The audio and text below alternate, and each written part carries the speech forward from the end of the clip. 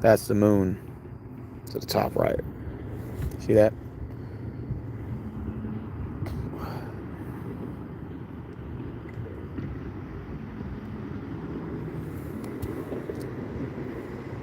I hope everybody's having a beautiful Friday. The weekend has begun. I haven't felt this good in a long time, man. I'll tell you this, man. Oh, appreciate that, Simone. Appreciate that. That's the moon right there. Looks like the street light, but it's the moon. I'm just out here just enjoying the beautiful outdoors on this beautiful Friday night. While everybody's probably out drinking or clubbing or gaming or whatever. I'm just out here enjoying the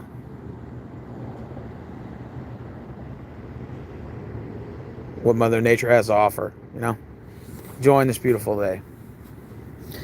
And I was been our Friday night. I'll tell you what, man. Um, so I had a requested video, man. And I thought, well, why not? I'll just go ahead and roll the dice a little bit at this. And I was talking to another YouTuber earlier on my Facebook. He was telling me, man, are you going through some shit right now? I said, no, why? He said, man, you kind of changed over a while. So I told him, what do you mean by that? And he said, normally your videos are drama-oriented, controversial stuff. Now you're all of a sudden kind of different. That makes sense. I'm like, well, yeah, absolutely. Finding one's inner peace. Absolutely. I'm at peace with myself. And one thing as you get older, you realize something. Is that your peace of mind matters most. Spiritually, physically, unfortunately, for myself. I haven't yet mastered that. But spiritually, physically, all the above. It matters a lot. And who you listen to on YouTube, online, or social media content, whatever, it actually carries large volumes in how your mind carries on the rest of the day. And I never really thought about it, never really believed it, but that does hold a lot of merit. Like who you pay attention to online, it does play a very vital role in how your mind's mental psyche goes. And so I decided to just do things to just find my inner peace. And sitting out on this beautiful Friday night with the ducks is giving me that inner peace, finding me comfort. The wind's blowing by right now, so you could tell spring is coming by. So, nice of that sense of that cool breeze. The nice full moon out there. There's a moon right there. And usually the moon hasn't been on this side yet because it's been winter all year, or what seemed to be the last 3 months. And it's 80 degrees out here. But with the wind coming by, it feels it's about 60. But nothing is better than just sitting out here. You'd have told me sitting out here 10 years ago would make you feel better, more at peace. I would have told you no. Obviously not going to a club or a bar probably make you feel a little bit better. But as I get older, it's the finer things, the simpler things in life that matter the most. And, your peace of mind is what's most important. So I was telling this YouTuber that said, finding your inner peace is what's mostly important. It gives you a sense of clarity. It gives you a sense of happiness, emptiness. It gives you a sense of just a peace of mind, man. You feel like your soul is being cleansed, if that makes sense. And so, with all the stress that's going on in the world and all the things that are going on, the most important thing to me right now is just trying to find some way to keep myself sane. Does that make sense? And I got to find things that's going to keep my sanity going, clearly. Some people find it through, sports or whatever. Some people find it through, panel discussions. I find it through something simple like this. It gives me a sense of clarity. And as you get older, one thing is for certain. You know, you value your time a little more. If that makes sense. You value your time much more, and how you spend your energy also.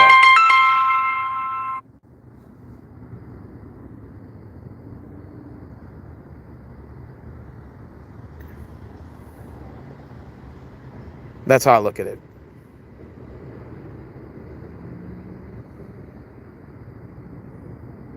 Yeah. Just feels good to be out here. Feels good to be outside. I love it. You know? I don't know why the hell is Cattle Dog calling me knowing damn well I'm on a live stream right now. Pick the worst time to try to call me. Come on, man. See, I'm on a live stream, bro. You know what I want to do over the springtime in the summer? I wish you guys were down here.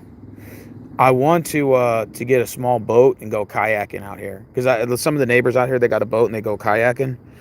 And then another one of my neighbors out here, he has an actual boat. And he wants me to go out here and go fishing with him over the summer. So I told him I'm down for that. As we're now entering the month of March, I said, why not? Maybe we can start going fishing out here, taking a boat out here and having a jolly green old good old time. Oh yeah, it does feel good to be out here. Become a sky watcher. Look for UFOs or planets or stars. Absolutely. There's the moon right there. There she is. And right here, the ducks are over there, just chilling. My neighbor's right there with the lights on right there. He's always got those lights up, man. But, I was talking to another guy out here. He said, yeah, I see you sitting out here at night, man. What's it like? I said, peace of mind, just clarity, like sit out here by myself. It's not a lot's on my mind, and I want to just get a sense of clarity. I said, oh, that's nice to know. He said, does it help? I said, yeah, it does. It's a stress reliever. The wind's blowing by, gives you kind of that Galveston feel without necessarily having to drive 60 miles out. Yeah, absolutely. Happy Friday. Happy Friday to you too. Nothing's better than just being out here, enjoying life. I'm at peace, man. I think for the first time in my life, I can actually kind of say that I'm at peace. I never really thought I would say those words or utter those words, but I'm at peace, man. I did some really nice things today. It kind of made me feel good. There's this guy. I think his name is John. No, his name is Josh. And he's a homeless guy, right? And he comes into the store, and he's a really nice guy. And he's just kind of like out of his luck right now. And he's been homeless for about 3 weeks. And he's really nice to me. He actually bought me a Diet Coke, and I never asked him to do that. He said, what do you drink? I said, well, I don't really drink Diet Coke. And he just came up and gave me one. Well, we had a conversation, and he's always just a nice guy, really nice guy, just fell into some bad luck, right? And so I told him, hold on, you wait right here. He said, okay. So I went and I withdrew $20. And I said, look, man, I know it's not a lot of money, but, I wanted to bless you today. So I gave him $20. And he was like, man, I really don't want this. I said, look, man, take it or I'll throw you out of the store. But I was joking. I just said, look, it'll offend me if you don't take it. Take the money, bro. So he took it. He said, man, just understand I didn't ask for this. I said, no, I gave it to you and I forced you to take it. I wanted to do something nice for somebody. I know he was homeless. I know he was going through hard times. And just told him, here you go. I know it's not much, but just take the $20, bro. So it feels good knowing that, even though you're not like giving somebody $1 million, but even the $20 you give somebody, it really changes their life. Like it opens up bridges and really brings people together. And it's the kindness, it's the thought that counts, right? Being kind to others. I realized that, I think my problem is I should have thought like this a long time ago. It's just the problem is I always had a bad attitude growing up. I had a really bad attitude for various reasons. And, part of this request video is they asked me like, how did you get over your stages of having a bad attitude and stuff like that? Because I told you, if you'd have met me like 10 years ago, you'd hated my guts, bro. I had a bad attitude. And and even to a certain degree, it carried on for probably the last couple of years as well, little bits at a time. And, part of it was not accepting the fact that I made some really bad choices. And I blamed everybody else but myself. And the hardest pill to swallow as a person is to actually look yourself in the mirror and acknowledge that you put yourself in that position. It's hard because that's a hard thing to do. And part of that was having to tell myself that you made choices in your life that, rendered you in the position you are. And I had to accept that, that was my fault and I had a bad attitude. And, I had to come to self accountability, which is one thing I'm trying to teach someone in my family about that. Don't want to say any names, but, try to, pass that wisdom on, And I'll tell you this, man. Some of the best advice that I've been learning the last couple of years, I'll tell you this, man, it's from older people.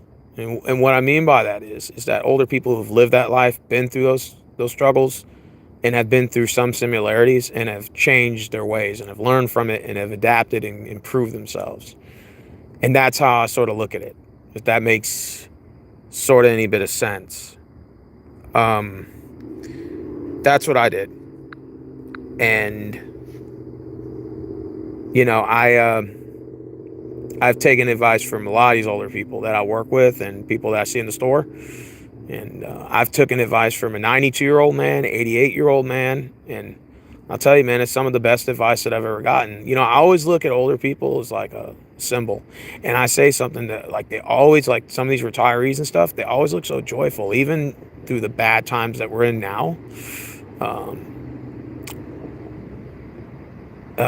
They look so joyful, and I always ask them, like, what's the secret? Like, what's the, like, how are you so joyful a lot? And a lot of them just, they've been there, they've done that, and they give me advice, and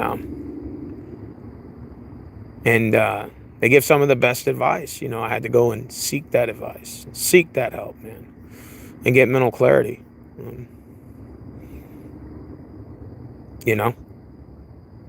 and, man, I'll tell you this right now. One thing I like about, like, one of the stores that I patrol, you see a lot of these older people, they're working together, right? And they always look so joyful. They're not making the most money, not really much, but they're just so happy. You're like, what's the secret to all that, man? How do you do that? And they're just so joyful and so grateful. And you're just like, and just when you think you have it hard in life, like when you think you have it hard, there's always somebody else that's in a worse position than you are. You don't even realize it because you're so caught up in your shit, like your own self. But there are some people that have it way worse than you, and you don't even realize that because we never sit and think about those things, because, you self-preservation, you worry about yourself and like, oh shit, I'm going through all these hard times, and you think you're suffering the worst. But when you look over, there's somebody that has it 10 times worse. And so, today I blessed 2 homeless people. I gave one $20, another one $20. And it's not much, but it makes you feel good knowing that you do something, you do your part, So it gave me a sense of clarity. It makes you feel good, makes you feel better. It makes you feel like you've changed somebody's life in some way. And, one thing the best advice I was ever given from this 88-year-old man, he was an Italian guy, but he was from New York, and he dressed up in the Armani suit with that little 50 cent hat. Remember 50 Cent used to wear those Italian hats? And he wore like something like that with a fur coat and shit, and mint coat, and he came in all dancing and shit. And I said, damn, man, you're so joyful. How old are you? I thought he was like 60 something. This dude, I'm 88 years old. I said, God damn. So, I think he gave me the best advice. He said, he told me, he said, like, don't worry about what others are doing. Focus on yourself and, pursue your goals that you want to pursue, and everything will fall into place. And I was like, I never really thought about that, but he was like so right. And he just said, just find your inner peace, man. Like, that's what he told me. And man, he was not telling no lies. Best advice I ever got. And, you know, every time I see him in the store, he's always dancing and shit. I'm just like, man, that 88-year-old man got some moves, man. I hope I'm like that when I'm 88, if I'm still alive at that point. But he threw a joke. He said, man, I'm going to live till I'm 150. I said, damn, you're going to break the record then. You can live to be that long, you'll probably break the record. Exactly. Absolutely, I agree.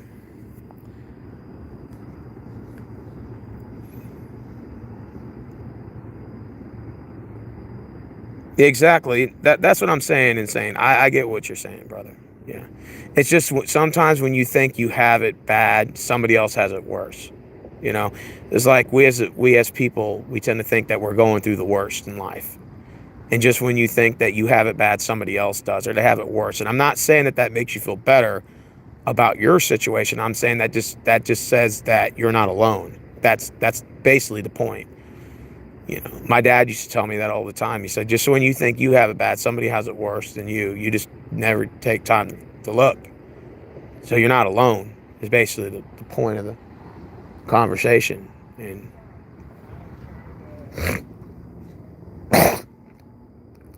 he wasn't lying.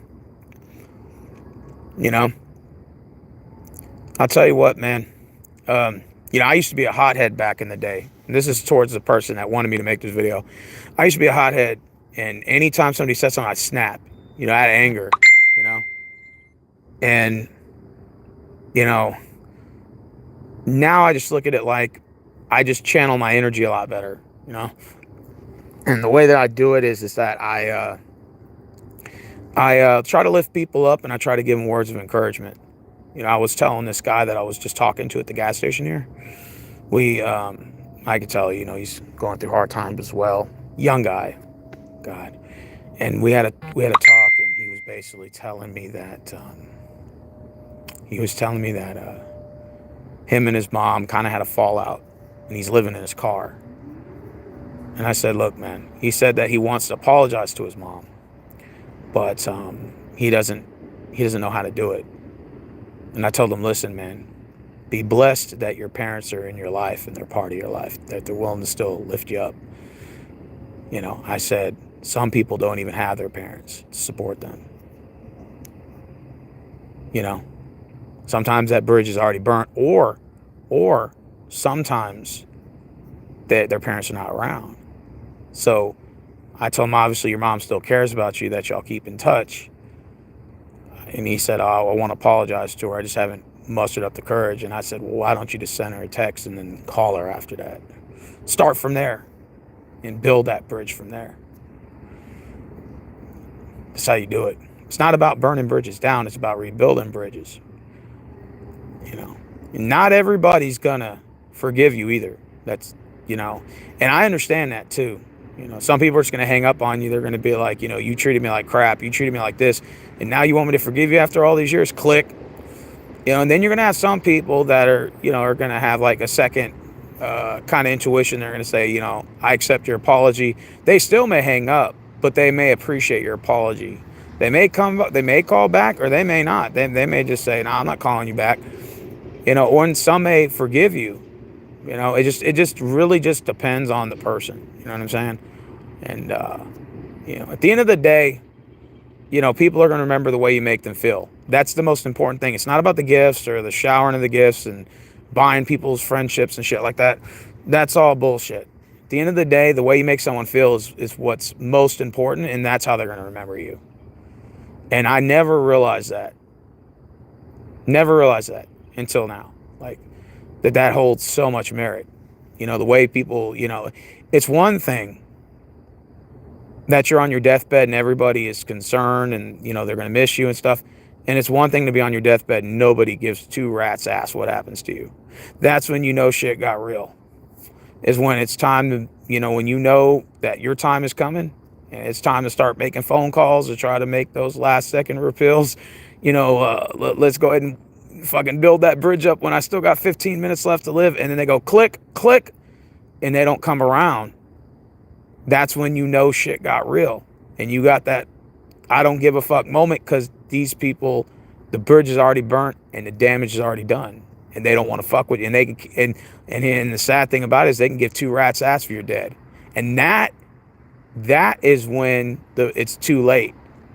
I've actually, someone in my family, it happened to them. Actually, it was a, don't want to say the person, but basically he got cancer and was dying of cancer. And then, that's when you get on the phone and start calling, apologizing to everybody, kind of ordeal.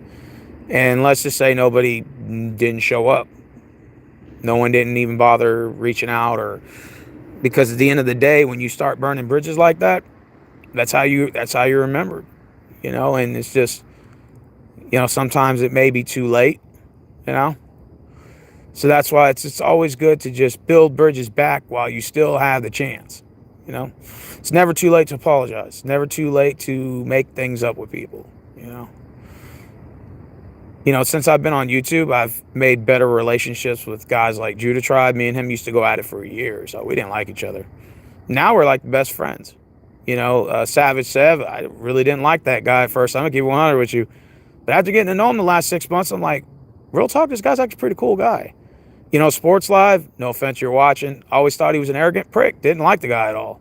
I tolerated him, never really liked him. Until probably the last maybe 2 years, 2 or 3 years.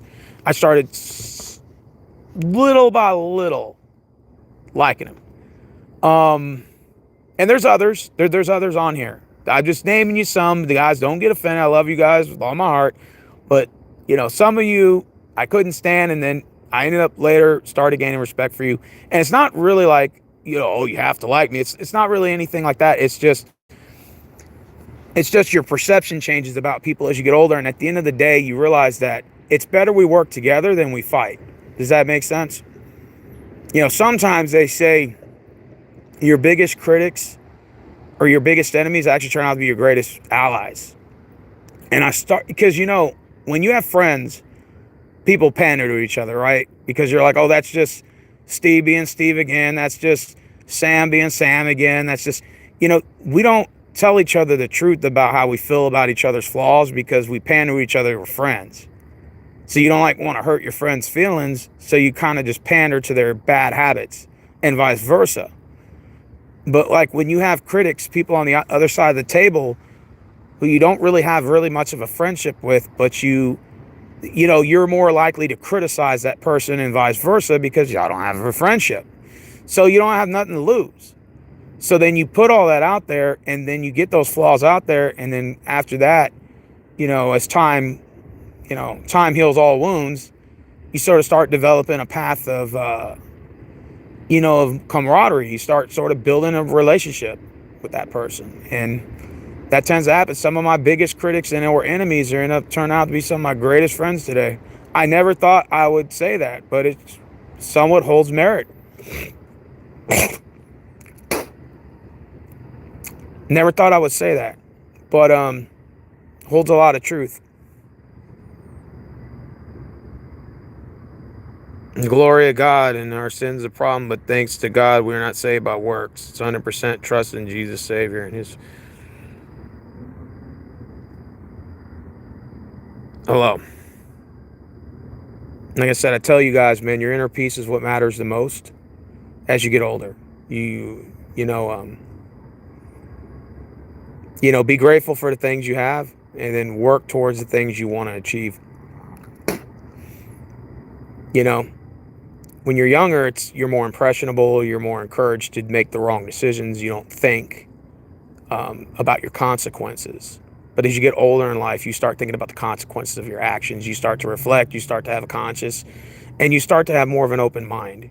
Even though you're stubborn in your own ways as you get older, because people are, naturally older people get stubborn, right? You're kind of stubborn. You're like, no, this is my way. But you also sort of have an open mind towards other issues. Like I think, for example, for us guys, when we're younger, it's all about chasing women and about materialistic things. And as you get older, you're like, I don't really care about all that anymore. I'll just be happy to have a car to get to fucking work. You don't think about the type of car it is. You just want a car. You just want a car. You don't really care about what kind of car it is. You just want a car. As long as it works. You want a car that's going to get you from point A to point B, that sort of ordeal. Preferably a new car. But it doesn't have to be a Lamborghini. When you're younger, you want the Lamborghini. When you're older, you'll take the Ford Ranger. You'll take a car that works. God damn it. You know, with women, it's about having the hottest girl, and you want all your friends to think you're cool, and you're banging all these women. Then when you get older, you just want a girl. You just want a woman. You just want a woman by your side. And of course, you got to be attracted to her. There's no question about that. But you just want a woman, and that's going to, give you peace of mind. And if that means you have to kind of dummy your standards down a little bit, then so be it. She doesn't have to have, she doesn't have to be as pretty. She could be okay. As long as she gives me peace of mind, I'll kind of dummy down my standards a little bit. Even though men don't really have that much standards nowadays, it seems. But I'll dummy down what little more standards I have. To find that peace of mind, to find that clarity. And I think that, you get, the best vision in life as you get older, gives you that ability to get more clarity, and you just want more peace of mind. As you get older, man, it's better, to have a peace of mind than it is to just, be all caught up in bullshit, man. Does that make sense? And I'll tell you what, while people are out clubbing on Saturday night, you give me a night out here with the ducks any day of the week. I'm feeding them with bread. I'll go out and cast a fishing pole out here, go fishing. Neighbors will come out here and join me. And that's my club. And that's my Saturday night clubbing right there. This is it. I'm at the club right now. That makes any sense. I'm enjoying myself. And I get a peace of mind coming out here. I feel like my mind is sort of like reset right now. And I feel like I got a sense of clarity. And I feel like I'm at peace with myself and enjoying what Mother Nature has to offer in front of me. Gives me that peace, gives me that inner peace, kind of lets me see the window of my soul. They say the eyes are the window of your soul. You like look into it, you can see your soul inside.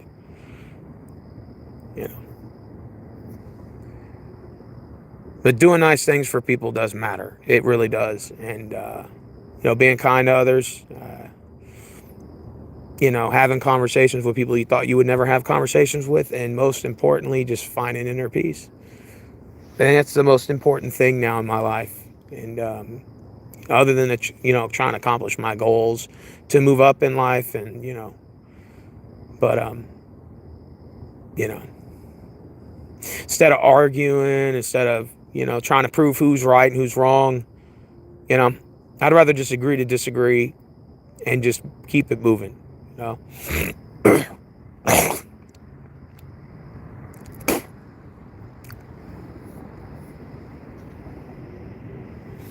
I feel at peace right now. And this gives me clarity.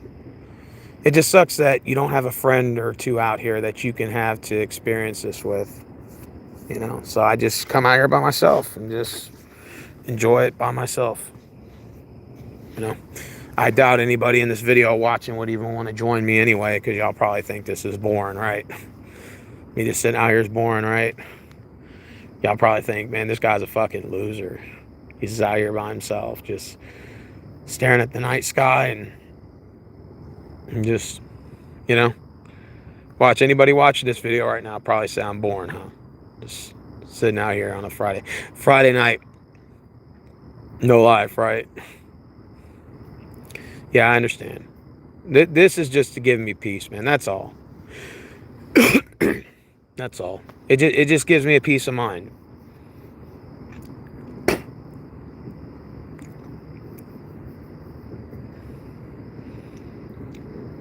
Sometimes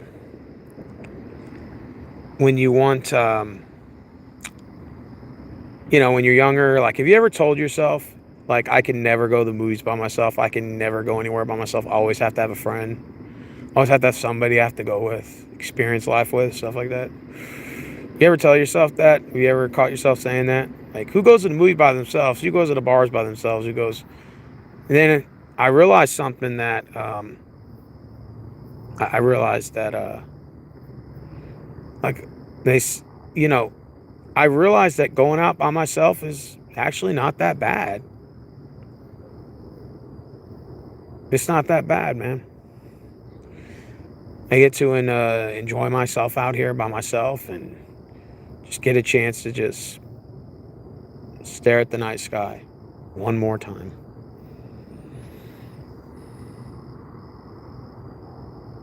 Short of the glory of God, we have our sins and problems, but thanks to God, we are not saved by the works. It's 100% by trust in Jesus, Savior. That's what's up.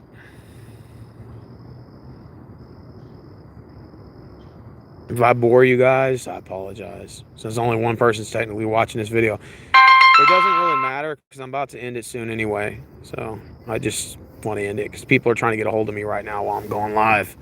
But yeah, I'd say, you know, be kind to others. Do nice things for people every now and then, and treat others the way you want them to treat you, because at the end of the day, people are going to remember you the way you make them feel. And that's, in my opinion, I think is what most important. So I just want to go ahead and make that perfectly clear to you guys. But anyways, I'll be heading out right now because only one person's watching anyway. So I doubt the one person watching even gives a shit.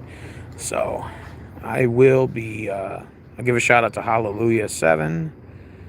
I don't know who Megan McKay is, but I'll go ahead and shout you out. Insane Sage, give you a shout out as well. Daniel, Simone, Prenix, I don't know who that is. Beat Rabbit, give you guys a shout out. And I hope you guys are having a wonderful Friday. I hope that you guys are, you know, relaxing or whatever it is you're going through. You know, just understand you're not alone. That's all I got to say.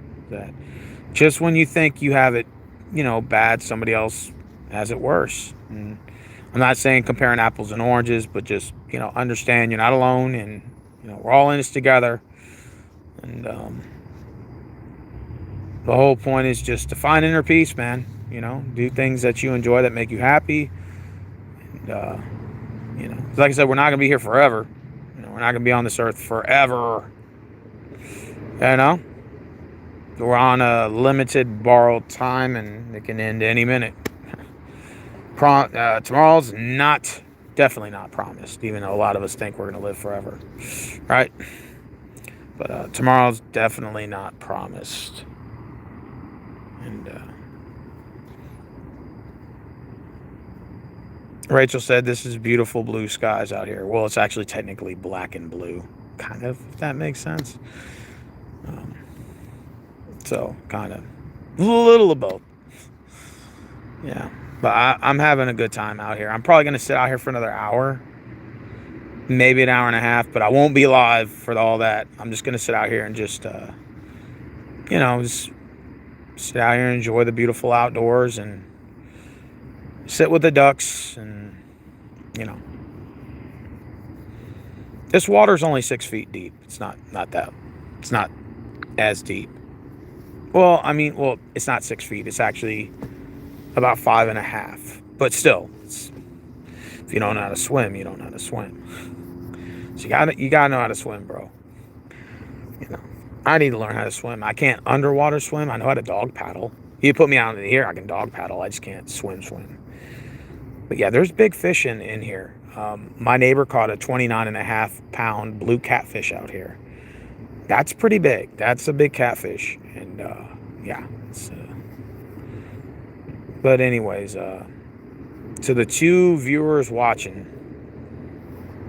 who we still got in here anyway? Y'all want to identify yourselves so I can give you a shout out real quick? You're bound to Drazan. Oh yeah. You're right, Simone. If I fall in here, I drown, man. I'm telling you, man. As you get older, your inner peace matters the most. A lot of people don't realize that shit.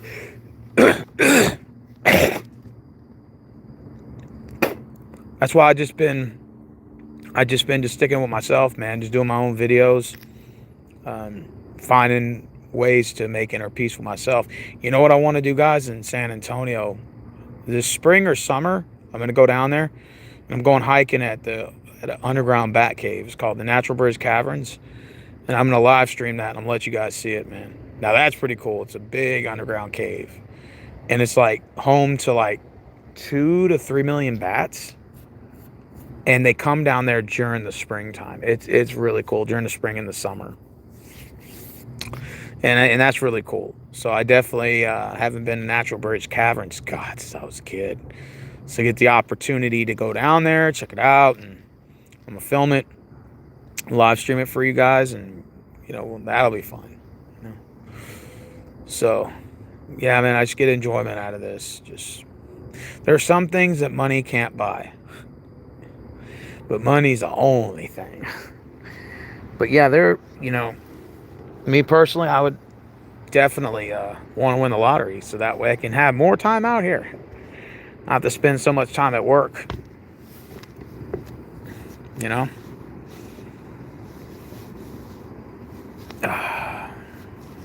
Do you miss Arizona? Oh yeah, absolutely. Of course I miss Arizona. Why wouldn't I? I miss fucking Phoenix and Yuma and Flagstaff and fucking Grand Canyon. I miss all that place, man. What is not to miss about Arizona? Tucson, Who wouldn't miss Arizona, bro? Arizona's one of the greatest places to live, bro. Who wouldn't want to miss that place? Simone will tell you. You miss Arizona, man. I miss it badly, bro. I would love to go back and visit. My friend down there, Pistol in the 213, the greatest guys you'll ever meet, man. One of the coolest guys you'll ever meet. I used to joke around with him. We used to just chat on Google Hangouts all the time, and I would tell him, we're going to get an apartment when I get down there, and he would joke around, and I'm like, hell yeah, man.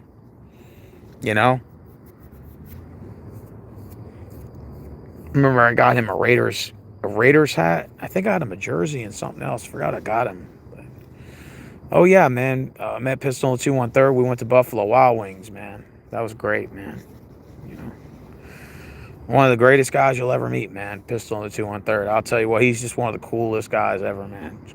And there's other cool people on here, don't get me wrong, but he's one of the coolest people I've ever met. And I definitely would love to meet him again and in the future. Hopefully things will be a little bit more better situated by then for both of us, and have the opportunity to meet up and, hang out and, I still feel like a kid because, like, I'll hang out with my friends, right? I'll say, what do you want to get into? I'm like, hey, look, man, how about we just order a pizza, sit at the house and watch movies and fucking play video games? And they're like, yeah, I'm down. So, like, I was hanging out with some friends of mine about, about a month ago. Old buddies from Walmart. And we were all thinking of, like, where do y'all want to go? Do y'all want to go out? What's everyone's budget? And I just said, hey, why don't I bring over my N64? We plug up the PS2, play a bunch of video games, just hang out. They were like, word, let's do that. So we just, put that bad boy in there. Started playing old school systems. And we just hung out. I think we all chipped in on a box of pizza. And we just hung out there and had a good time. It wasn't nothing fancy, right? Like we had to go out there and break, and go clubbing and spend thousands of dollars. It was just like, we had a good time just playing video games and just ordering a box of pizza. It was fun. And we got to see some movies and all types of shit, man. I'm starting to realize it's just the finer things in life that count for me. Like, I get an enjoyment out of the finer things in life. I guess that's kind of how I look at it now. And like I said, especially with the way the times are, it's just, sometimes it's just the simple things in life that matter the most, man. I never realized that, man. And I'm starting to understand that a little bit better now. It's spending time with people, I think, is what matters the most. I think we get all caught up in this whole, you got to spend a lot of money on this person, and you got to please this person, and you got to give all this money to this person to be their friend. You got to do all this bullshit. But you don't realize that it's not about the money that's spent necessarily, right? Unless you're kind of going out somewhere and it requires you got to spend a little. That's a little bit more understandable. But it's more so the quality of time. And I think somewhere along the line is we just got so clouded in this whole, what's the word I want to use?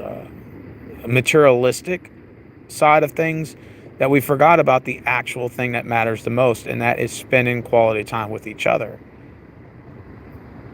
And I think maybe I've kind of lost sight of that and been a little guilty of that myself. So I realized, at the end of the day, the one important thing I want to tell you guys is that the way you make somebody feel is what matters the most. That's how they remember you. Now, if you do nice things for people, like, oh, he took me out to eat, he's, a kind person, always, be the last guy to put a shirt on my back, that sort of ordeal. But at the end of the day, the way people remember you is the way you make them feel. And they're going to remember that. So if you're like a prick and you're all about drama and gossip and stuff, and you are a person that, is always like negative and shit like that, understand what you put in this world, you get back. And I'm a firm believer of that. I used to never ever in my life believe in that. But now I'm a firm believer that what you put in this world, you get back. So if you're about negative drama and gossip and all that bullshit, you're going to get it back tenfold. You're going to get exactly back what you put in. That's the way the vicious cycle works. That's the way it works. Regardless of whether that's your intention or not. What you put in this world, you get back. And I'm a firm believer of that. If you're about building relationships and encouraging people to do the right thing and uplifting people's spirits and telling them that they're a wonderful person and building bridges with people, they're going to remember that shit. And they're going to remember you for that too. They're going to remember you for your kindness. They're going to remember you for the nice things that you do for people, even if it's something small. They're going to remember that, and they're going to remember you by those things. And so if you ever need help in the future, they may be more reluctant to give you a lending hand. Because why? Because you've always been there for them. Spiritually, mentally, physically, emotionally. People are going to remember you the way you make them feel. And that is going to be 95% of the people you run into in your life. And if you're about drama and gossip and all bullshit, every now and then's okay. But if that's all you do, and you're just a negative person and you just bring negativity on people's lives all the time, sooner or later it's going to come back to get you. Because the way that Mother Nature's designed, you can call it karma, you can call it an act of God, you can call it an act of Mother Nature. Whatever goes around comes around. And understand that if that's the type of person you are, that's the type of shit that's going to come in your life. You put into this world, you get back what you put in. That's just the way it is. And that's including me. When I was a bad attitude, when I blamed everything on all that negative shit I put out there was coming right back at me. And guess what? It's because I deserved it. I deserved every bit of it. And it's hard. It's hard to actually admit that, but it's true. Because I was a negative person and I had a bad attitude. So guess what? I got it right back in life. I got it right back. And you can make the argument that maybe I deserved it. Maybe I deserved it. Because my mind was not in the right place mentally. So I had to, with age, experience, and all that, with age and experience, you have the opportunity to repair that. You have an opportunity to change it. That's how it works.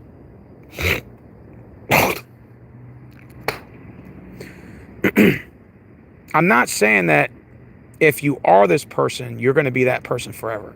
Absolutely not. People change. Life goes on. People change. People make mistakes. That's how humans are. And people make mistakes.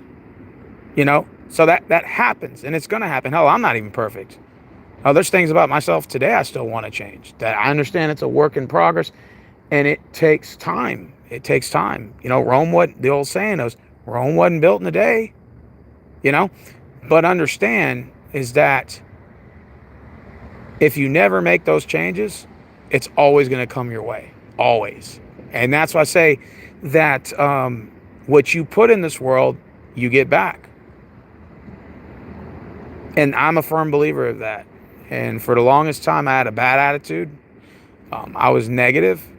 Never really thought positive about anything. I always felt like people owed me something. If things didn't go my way, I blamed everybody for it. Said it was their fault. Wasn't my fault. It was their fault. I always had a reason for every time I didn't get things to go my way. It was always somebody else's fault. But I never sat back and realized that wasn't their fault. It was my fault. And it was hard for me to actually wake up one day and realize that take a little bit of accountability and say, you know what, Steve, man, like, it's on you, man. You know what I'm saying? And it was hard. It was a hard pill to swallow. And finally, I had to realize that with time, that you do a lot of self-reflection, and it's not about making mistakes, because you're going to make mistakes as a human being. That's the way life is. Life is a journey. Life is full of ups and downs. Life is full of good luck and bad luck. But understand it's not necessarily the fact that you're gonna make a mistake or make mistakes or continue to make mistakes or make a mistake here and there. It's about, are you willing to change that? Are you willing to improve on it, to reduce the amount in the future? Are you willing to correct those mistakes as much as possible, humanly possible?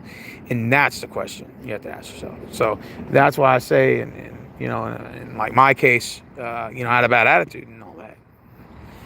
It was always somebody else's fault. And I realized that, I had to accept the fact that it was my fault, accept the fact that I had a bad attitude because it was on me, And that is a very, very, very, very, very, very, very hard pill to swallow. Not a lot of people can look in the mirror and be able to say that and be able to actually mean it, because we live in a society where it's always someone else's fault. Now, when it comes to politics, I will say our politicians are at fault for the way that this economy is, and I will say that. But when it comes to self-accountability on your own choices in life, then it falls back on yourself. And it is what it is. It's sort of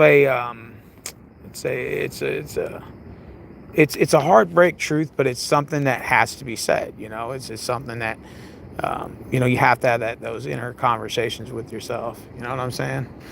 And it's a work in progress. Life in itself is one big pit stop.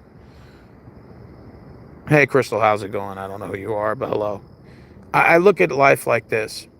You go to the gas station.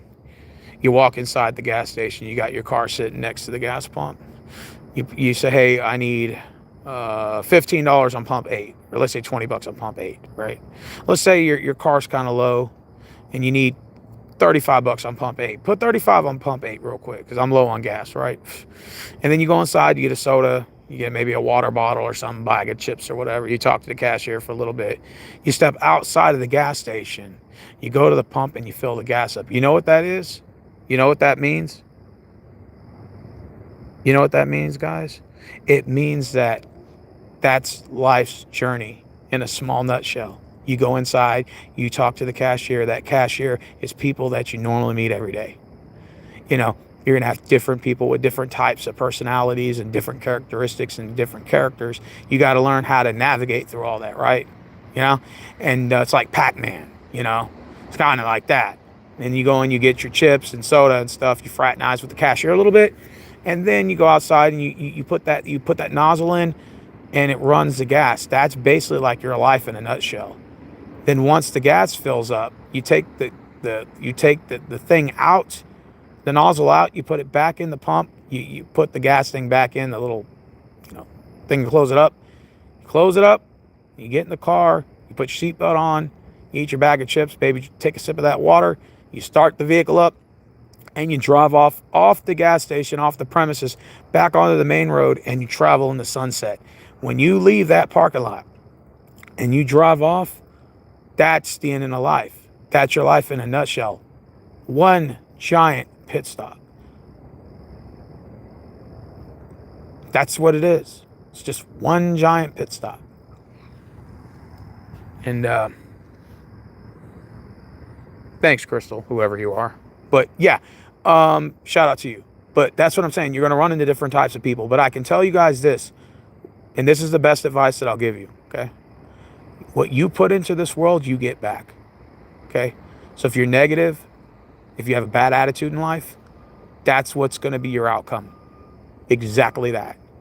You're in the gossip and drama. I get that does happen. But if that's all your life is, that's what you get back in return.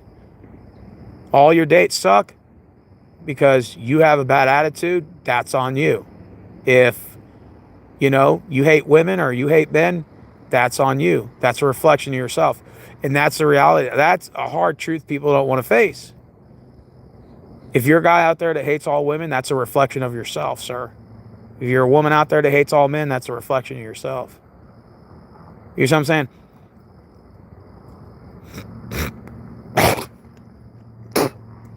What you put in this world, you get back. That's just the way it works. That's the way karma, it's God's will, Mother Nature, that's the way it is.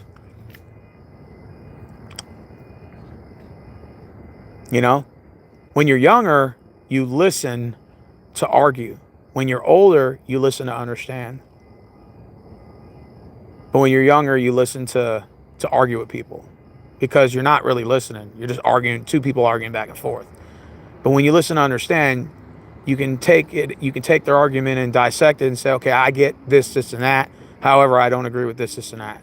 And that's what builds those relationships.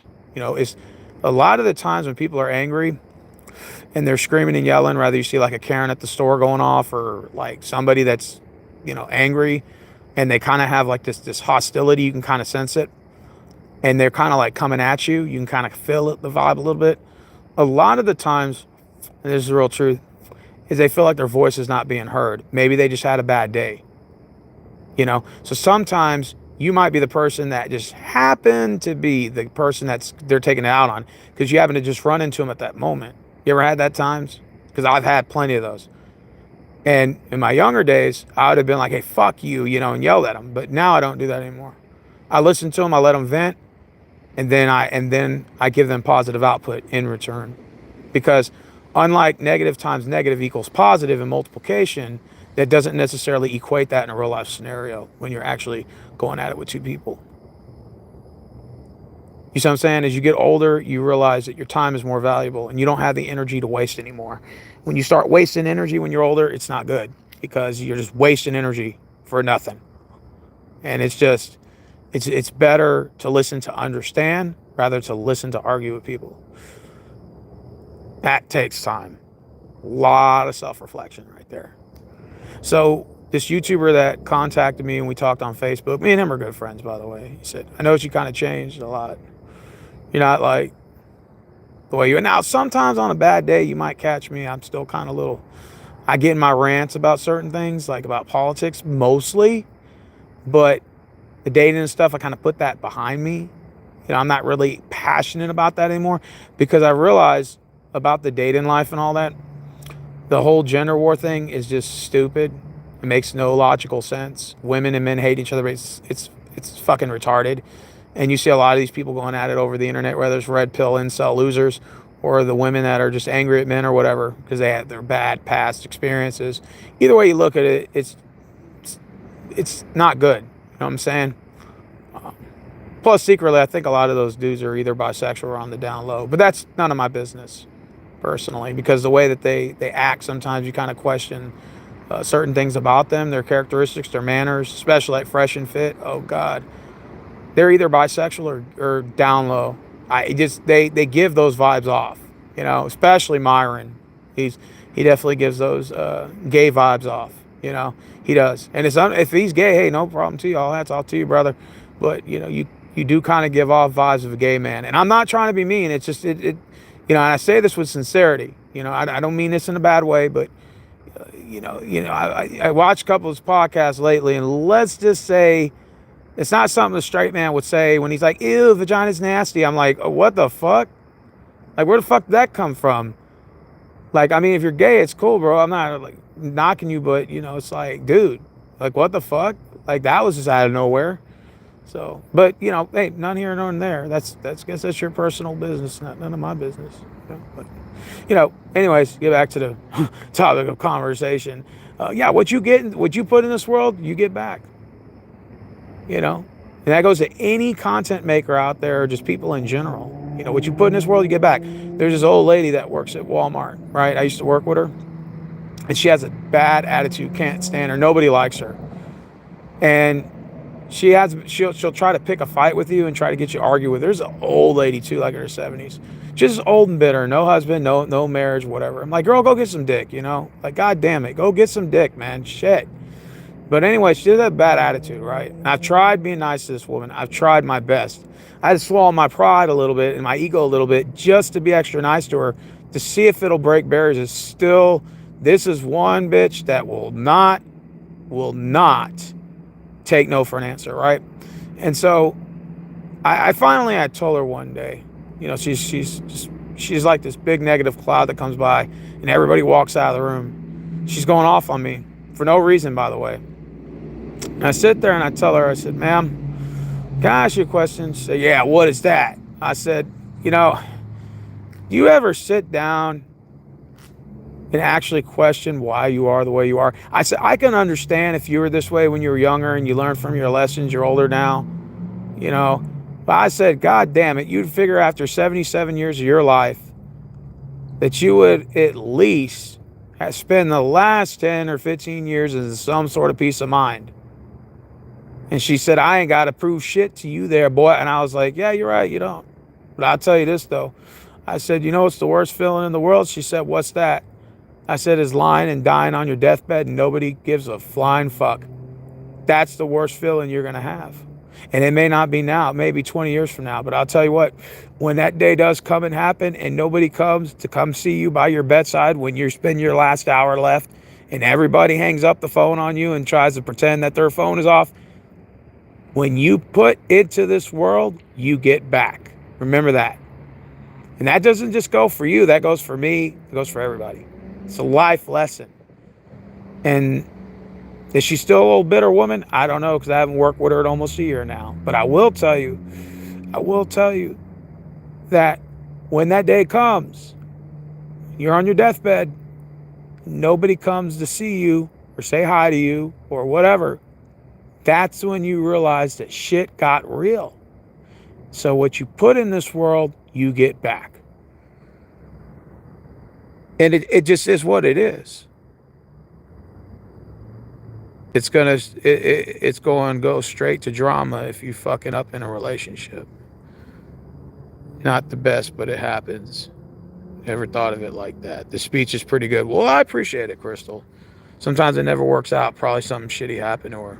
Well, like I said, whatever happened to her is understandable. But when you just have a bad attitude like that all the time, and it's every day with this woman, every day.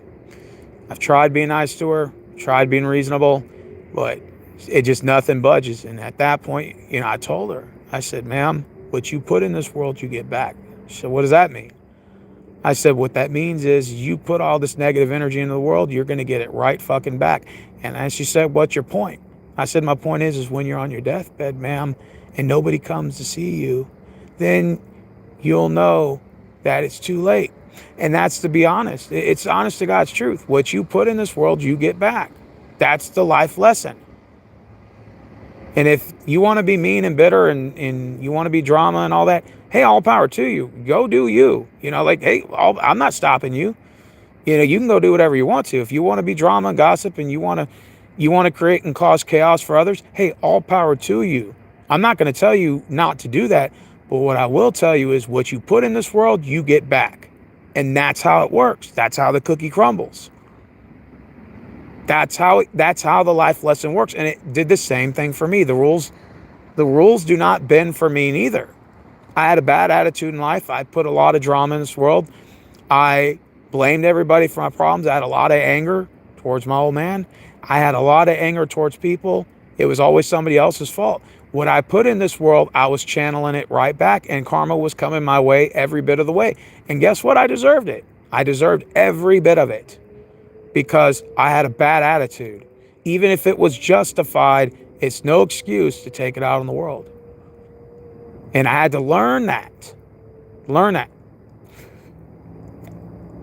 You know, I had to learn that. It comes with time and trial and error. Some people learn it, some people don't. Some people never learn it. Most people, I think, do learn it, but I think some don't. Some wait till the very last minute, and then you're going to have that one person, like I just talked about, that just doesn't care. It'll never work. And that's when you get the deathbed experience, when nobody comes visit you. And that's going to be the moment where it's just going to be too late. So as you get older, you realize your time is more valuable, and that you realize that what you put in this world, you get back. So, and that's how I look at it now. And it's about, being kinder, being more listening to understand instead of listening to argue, building relationships, spending quality time with with people that care about you the most, while the people who care about you the least, whatever, wish them the best and go about their merry ways. And, stop trying to chase relationships and friendships with people who could care less about you, and start focusing your time and energy on people who would love to spend time with you. Even if, let's say, you weren't necessarily interested in them in a romantic way, but you can still kind of keep them around your life in a spiritual way. And if there's a reason for that to be, sometimes people want to be your friends for the wrong reasons. Sometimes they want to be your friends because, they want to extract you for resources. So there's always those types of people too. And then sometimes, you have people that want to be around in your life for the wrong reasons. So you're always going to have that. It's always a sort of game of cat and mouse in life. It's a game of cat and mouse. And that's what I'm saying. Like, it's the material side of things when you're younger. When you're older, it's about the quality of the time spent. It's about it's quantity when you're younger, it's quality when you're older, and you start appreciating smaller things in life and the quality of time versus the quality of the materialistic side of things, like how much your date costs, how much did this person spend on me for this. You start realizing that, I'll give you a clear example, a good analogy actually. In other words, a $300 date can be worse than a $50 date. Does that make sense? When you're younger, you think mathematics that a $300 date is better than a $50 date. But what you don't realize is that a $50 date can be better than a $300 date if you actually like the person that's behind the $50 date, versus the person that's behind the $300 date, you don't really like them. You see what I'm saying? So we get with the numbers game and the materialistic side of it and say, well, the $300 date sounds like the more logical number to go with, because that means you're going to have a better time with that individual. Well, maybe it depends on what you're doing. But when you learn about later in life, you realize that the 50 and the 300 is just a number. You see what I'm saying? It's a number. It's not necessarily the quality of time well spent, and thus the person that's behind that number. And that's the part that people seem to lose. See what I'm saying? See how that works? So, for example, I've been on $250 dates and they sucked. I've been on $50, $25 dates and had a wonderful time. And that's what I'm saying. That's the understanding of the science behind it, the analogy behind it, is that if we go, for example, we go out to eat and get a bite to eat, let's just say total's $40. And then after that, you go for a nice stroll in the hiking park and the nature parks. I know a bunch of nature parks out here, man. Got watchtowers and all these historical landmarks and shit like that. Take you out in some nice wooded areas, like in the scary movies, but except it's not necessarily scary, But you realize that you have a better time doing that than if you just spent $300 dates on a date and then the person behind it you really didn't connect with, really didn't have a good time with. There was really no connection, And I think a lot of the times people tend to forget that. So, for example, you see me out here hanging out right here. I can tell you I'm having a lot better time being out here right now than I was in the club. If I was in the club right now, I would be miserable. But I'm out here sitting next to the ducks and watching the beautiful night skies, enjoying my time right now, and I'm just loving it. I'm getting a sense of, I feel like I'm a reborn again Christian. I feel like I'm a reborn again virgin. Hey, Caitlin, what's going on? I'm glad to see you join the chat. Yeah, but I'm having a wonderful time out here. And, I think people lose sense of things in life. And the one sense that I gain is just at this point in my life, I just want peace. And I think if you're watching this video, you probably kind of agree with me on that. I think you want inner peace too. Your peace of mind is what matters the most. You want to have people around in your life that's going to give you that inner peace. Does that make sense? You want people that's going to give you that inner peace, and you want to create an environment in which is going to sustain that inner peace. Some people are loners and they can do it on their own. Don't necessarily have to have friends or whatever, but I don't mind having friends as long as we can have that understanding. You want to have friends that are going to give you inner peace, and you also want to create an environment that's going to sustain it. Does that make sense? And I think that's pretty much how I feel about this part of life. And that's how I look at it now. I just look at it like a sense of inner peace. I can walk out here at night and feel really good about it. And just go out here and just enjoy it. And just have a wonderful time just sitting out here. I'll let you guys see the moon right now since I'm already out here. See the moon real quick. So I'm walking out here on the deck right now. Let's go out here a little more. I want to show you guys the moon. That's the moon.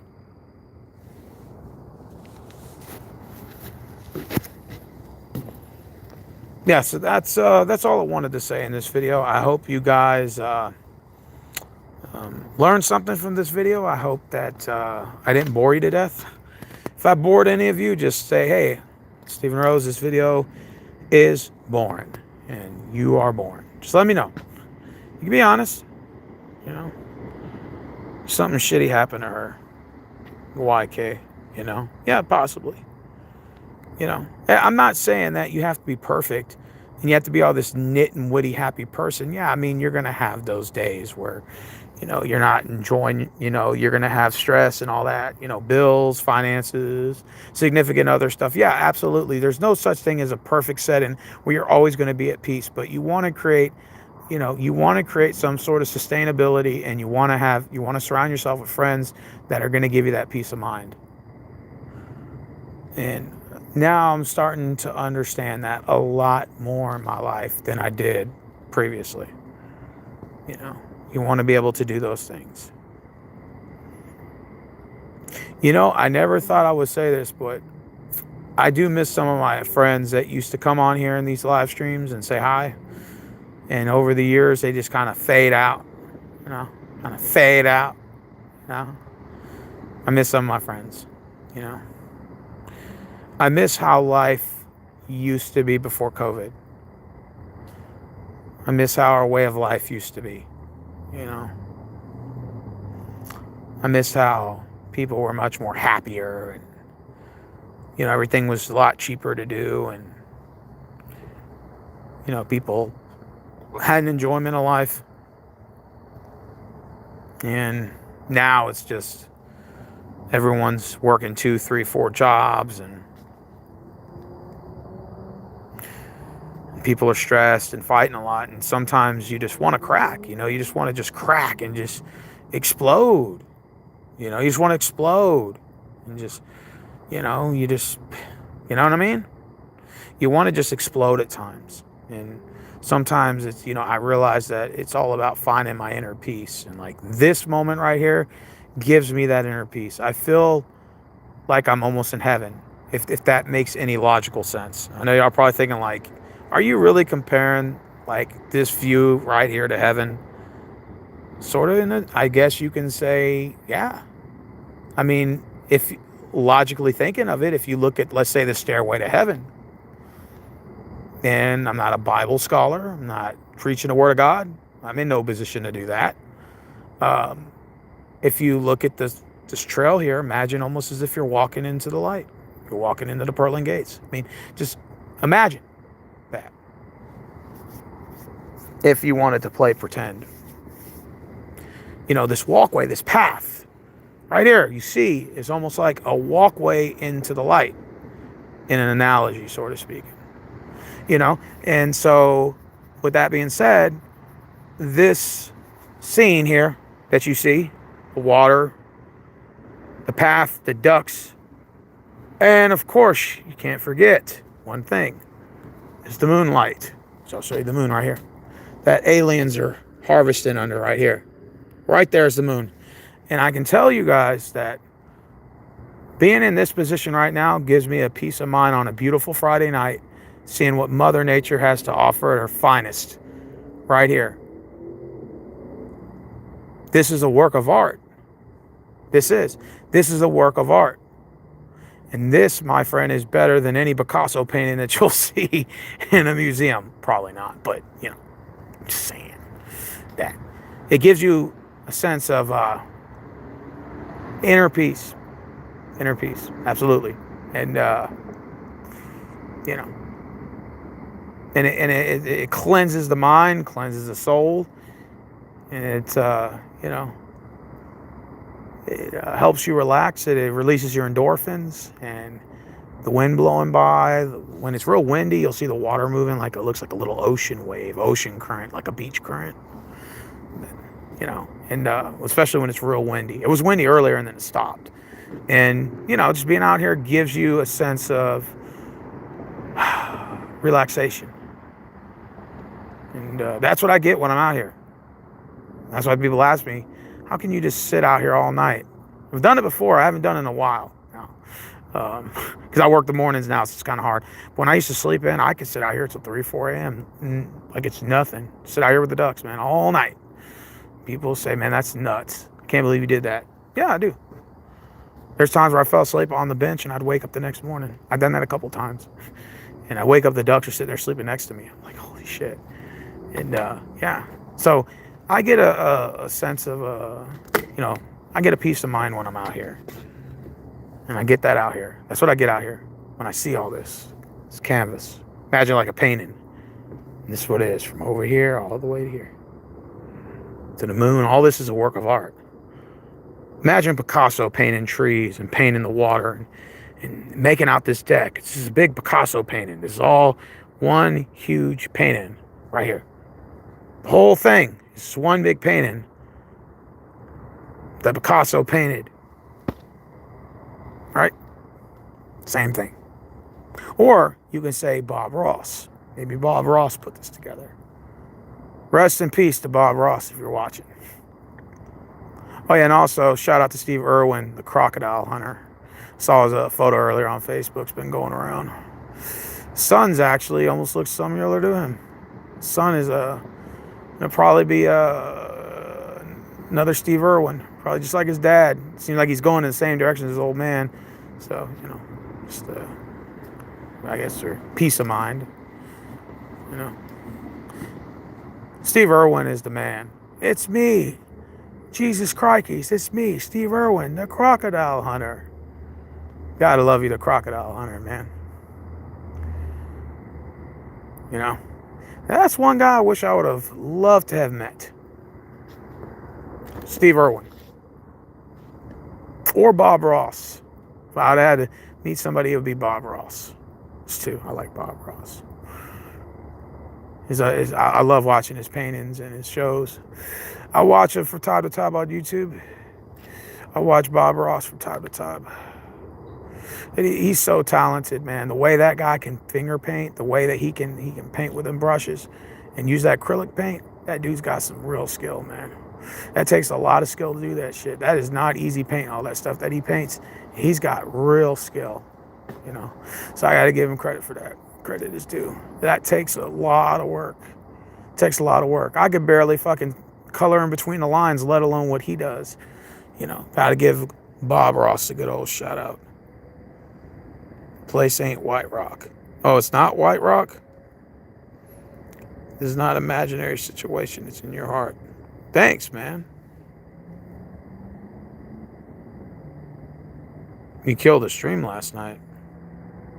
I don't know what you meant by that. Well, yeah, true. Like I said, I like being out here, man. It just gives me a sense of clarity. I like it, man. It's makes me feel good, man. I really like being out here, enjoying this beautiful Friday night, man. Just, I love it, man. Like I said, you know, it gives me a sense of relaxation. My friend Raymond said he might come up here and meet me. So I don't know, we'll see. He said he's going to come in like 30 minutes. Hopefully he'll come out here. I mean, if he doesn't, oh well, it's whatever. But I'll tell you, I'm more at peace now than I ever was. Worrying about, I stopped worrying about what other people are doing. I stopped focusing on what other people's lives were. I just start focusing on myself. That's how I look at it. Like, I put the focus on me now, and my life is most important, and everybody else is distant second, nothing personal, but that's just how it is. So, like, I want to get my life together and build myself to the person I want to be and not worry about what others are doing. That's how I look at it now. And any of these content makers that are all about drama and gossip and stuff, I love them to death, but I try to avoid them like the plague. I might say hi to you. I might say, hey, I appreciate, I appreciate, the friendship we may have and stuff, but I'm really don't have the time to suck energy out of that shit anymore. I want peace. And, if you can't give me it, hey, all power to you, but I'm going to find people in my circle that are willing to give me that inner peace. And that's sort of how I look at it now. That's sort of how I look at it now. Yeah, I'm going to look at it in a minute real quick. Yeah, I saw that you shared it. But I'm going to go ahead and get ready to head up out of here because, like I said, I am going to go sit in the car. I think Raymond just pulled up, but I'm not sure. I don't know if that's his white truck right there, but he was supposed to meet me up here. We're going to go sit up here at the park, and he was like, yeah, man, we're going to hang out and shit, man. But I was like, I don't know, man. I was like, there's really nothing here at the park right now. I mean, unless he wants to go fishing. So, yeah. So I pretty much got to sit out here already, and I guess I'm going to wait till Raymond gets here. As soon as Raymond gets here, then we'll probably go fishing. I don't know if he wants to go fishing or he wants to, hello, how y'all doing? Yeah, he wants to go fishing or whatever, but I'm probably most likely just going to sit in the car and wait for Raymond to come. I don't know. I don't know exactly what I want to do. But yeah, this is a beautiful neighborhood, by the way. Like I said, I was telling Auntie earlier, I said, yeah, I'm going to go head to the lake. She said, okay, go ahead. I don't give a shit. I was like, okay, yeah, that's what I'm going to do. Need some fishing. And how peaceful it is. Yeah, fishing is peaceful. Look, there's the moon right there. See that? The moon is here. And like I said, I'm waiting for Raymond to show up right now. I was at Grapevine Mills Mall. Yeah, Travis, I see your messages right now. I'm not ignoring you. It's just right now I'm in the car and have my live stream going and right now, and Raymond's supposed to show up here any minute. Said he's on the way to come see me. He said, man, let's go throw rocks in the water. I said, man, I don't want to throw no damn rocks in the water. Bring a fucking fishing rod over here, bro. A goddamn fishing rod, fool. And go fishing. Night fishing. Something I always wanted to try? I always want to try wave fishing. I heard wave fishing's real fun. And I've always wanted to do that. Wave fishing, bro. And it's where like you fish out in Galveston and you let the water go up to your waist, and then you throw that rod out there and you go fishing. And get that going. So Travis, I'll call you tonight, man, when I get home. So I'm just letting you know. I'll call you tonight, man, when I get home. How'd the job go? Yeah, I'm not ignoring you, Travis. It's just Raymond's on the way here right now. He should be here in about 10 minutes. We're gonna go fishing for a little bit here in this canal. Try to catch some fish, man. We'll probably be out here for like 30, 45 minutes. That we won't be on stream for that. But we're gonna go fishing for a little bit. Don't you just hate when like a fly or something gets in your car? Like a June bug or something, you can hear that fucker, but you don't know where he's at. Oh, I hate fucking June bugs. Even though they don't bite, they're just annoying as shit, man. They're just annoying. Fucking June bugs. How are you finding inner peace? Man, I found a lot of inner peace in my life, man. One thing that this old man told me named John, he's an old man. He's like 92, 93 years old at Walmart. He works in maintenance. He just said, just worry about yourself and he said, just focus on yourself and your life and everything will come in. He said, and if people want to be a part of it, they'll find a way to make time for it, for you. And they'll want to be a part of it. But he was just telling me, he was the one telling me, what you put in this world, you get back. So if you're all about drama and gossip and all that bullshit, which is fine, but understand you're going to get it back tenfold. And I said, damn, I never really thought about that, but man, he's so right. I never really thought of it like that. It's so true. He said, work on yourself, work on the person you want to become. And if people want to be a part of your life and want to enjoy the ride, let them in. That's all you got to do, And, you want to have a peace of mind, and then you want to surround yourself with friends that are like that. And then you want to find, you want to find things to do that's going to help sustain that peace, that inner peace. And those words went deep when he was telling me that shit. This guy was 92 years old. And it's the best advice that I have learned is from really, really those older people like that, man. That have been there, done that, been through the whole thing, and just, you know what I'm saying? And I just finally just realized that now, man.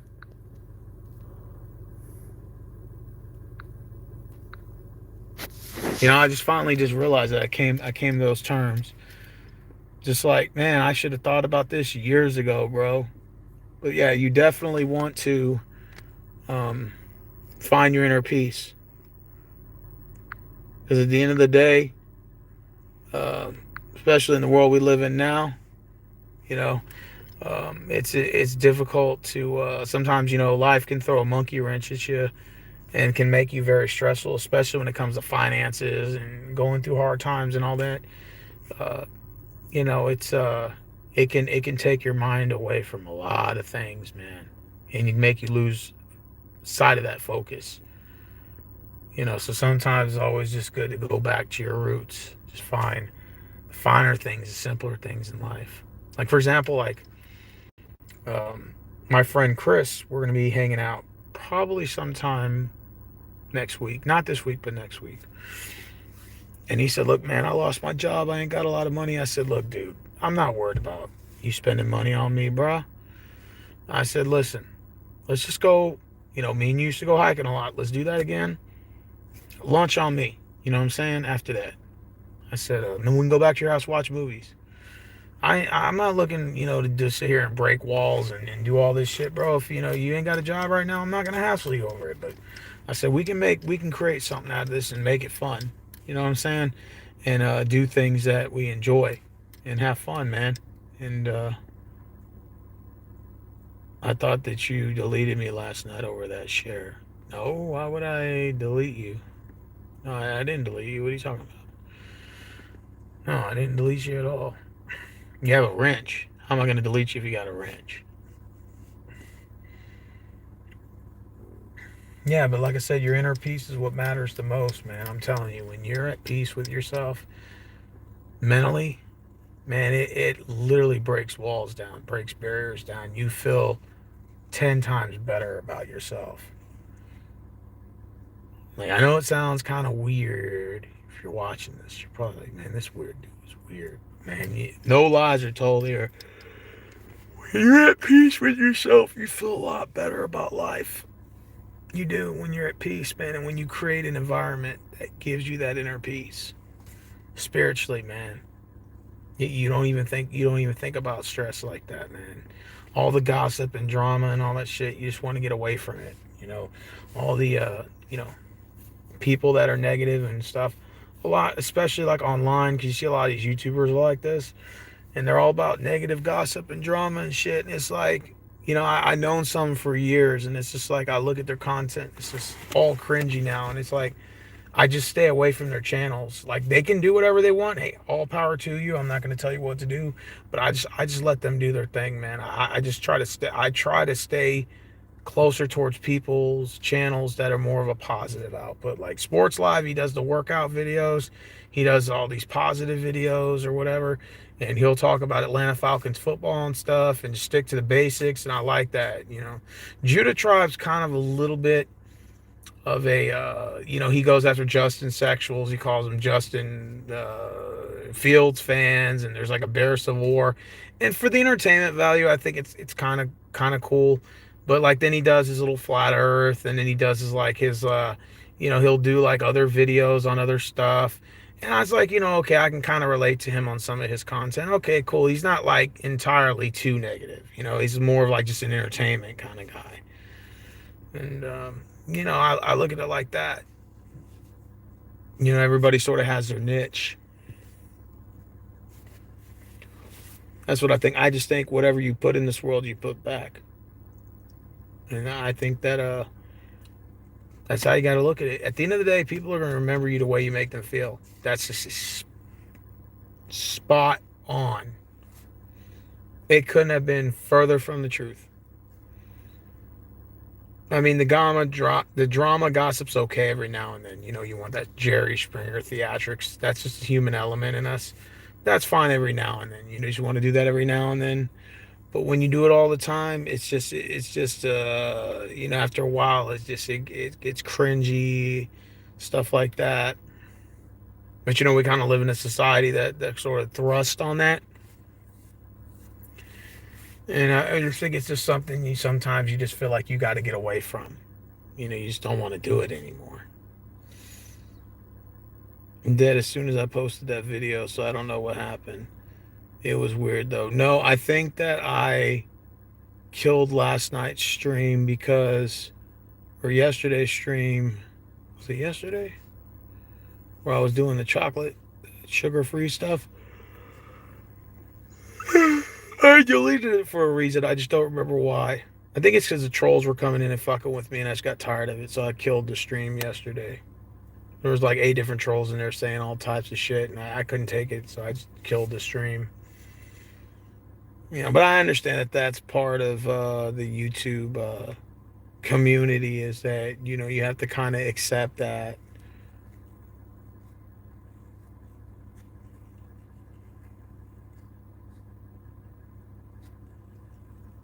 Never thought of it like that. He said, yes, not the best, but it happens. It's going straight to drama if you fuck up in a relationship. Yeah. Sometimes it never works out. Probably because something shitty happened to her. Probably. Well, Washburn Billy, you're my only entertainment in here. Nobody else is in here. They all left, which means they found me boring. That's good. I wasn't anticipating there would be a large crowd. Usually these types of videos, people come and go. When there's a drama content videos, oh, they're going to stay. They're going to stay.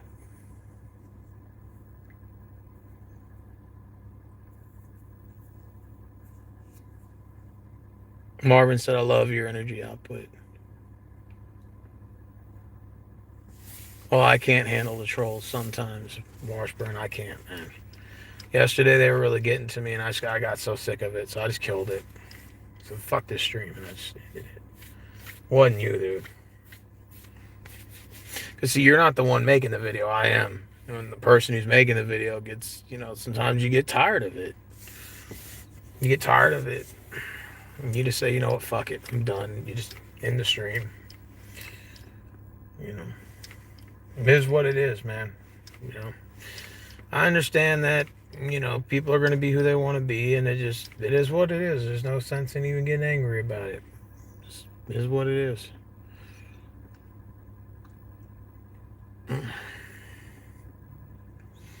It's already 8:42, so Raymond said how long are you away, Raymond? 12 minutes away. Oh, Jesus Christ. You must have barely left the house, man. Come on, that guy. 12 minutes away, bro. You should have been here by now. You got me all waiting and shit. You better bring those fishing poles. Yeah. I'm about to get off as soon as he gets here. But are you bringing 2 fishing poles, Raymond? Because if we have to share one, come on, man. You're bringing 2? Okay, cool. Bring 2 fishing poles, bring some bread, and bring some worms. I know you got worms in the house, so I hope you brought some worms and some bread. We're good to go. We'll catch something out here, bro. Nice catfish or something. I'm telling you, man. There are fish out here, and they will bite on that fishing pole, bro. And that's them facts. Okay? We got 3 viewers in the house. Who's all watching? Washburn's 1. We got 2 more people in the house. I think Caitlin left. She said, fuck this guy. He's fucking boring. She said, fuck him. Crystal probably left too. They said, this guy is fucking boring. Well, Raymond owes me a fishing pole because my other fishing pole broke. So he's basically going to get me another fishing. He's going to bring 2 fishing poles. So me and him are going to go fishing. I got the bread. He just needs to bring the worms. But technically, since I'm a resident of this neighborhood, he's not. I'm inviting him. So it kind of goes 50-50. Hey, Raymond, man, let's put a bet out there. $10 to whoever catches the first fish. You want to make that bet, bro? Just the bet is that whoever catches the first fish gets. You have to catch it and reel it in. Not a bite. And the fish runs off and swims away. Actual legitimate catch, and the first person that catches a fish gets $10, bro. I think that's a nice little bet. We'll do a $10 bet. Whoever catches the first fish, $10 to that $10 bet. Hell yeah, I'll work tomorrow. Oh, you're kind of a big deal, Washburn Billy. But we're going to place a bet to see who catches the first fish between me and you. If we ever hang out. The first fish. Or the most fish. So me and Raymond will do a bet. Whoever catches the first fish wins. $10. $10 to the first fish.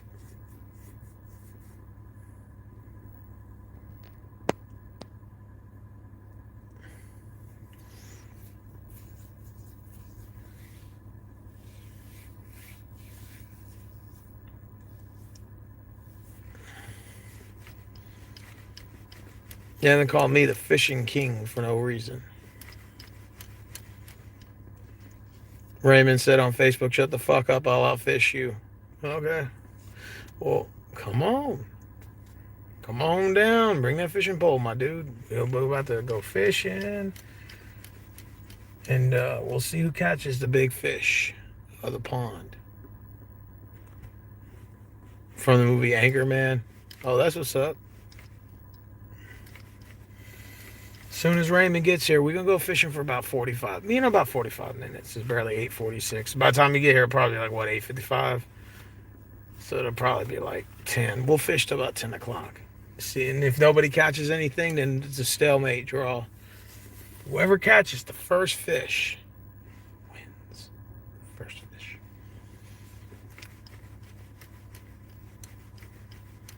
Rachel said I got my money on Steve. Ooh. That would be nice. Raymond said if a war breaks out, I'm following Steve wherever he goes. I appreciate that. I appreciate that, actually.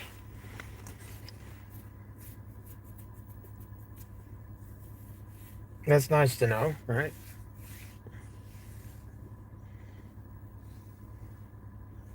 You're decent at fishing, but I'll do okay. All right, well, if we ever meet Washburn, I'll make sure that we go fishing, bro. Classic fishing, man. Order a pizza or something. Go fishing on the... You can go fishing and go try to catch a fucking fish, bro.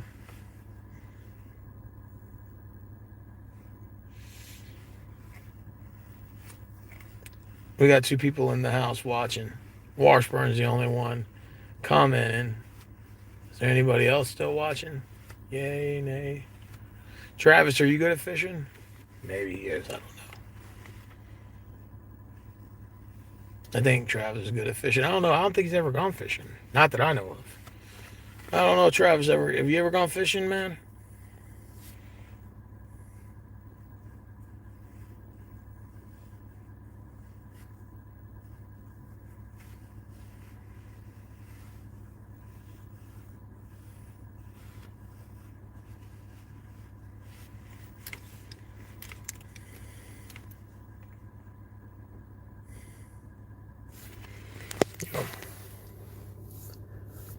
What's that time it is?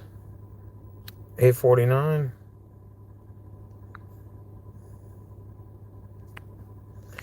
All right, fair enough.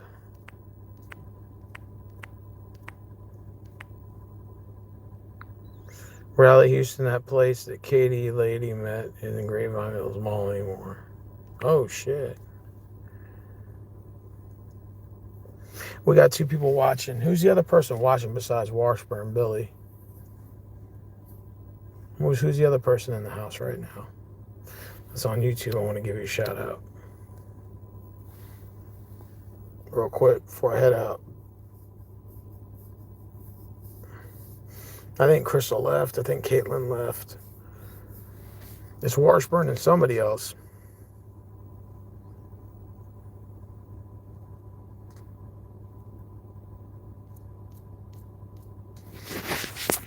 Who's my second viewer? We got 2 people watching. You can put me on a big fish? That's what's up, man. To the second person watching, you like fishing? Yay, nay. Not really your thing. Ain't nothing wrong with fishing. Especially when there's nothing else to do.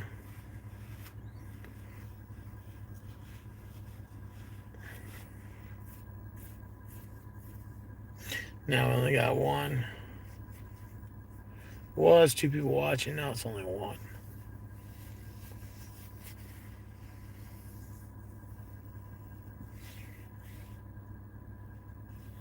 All right.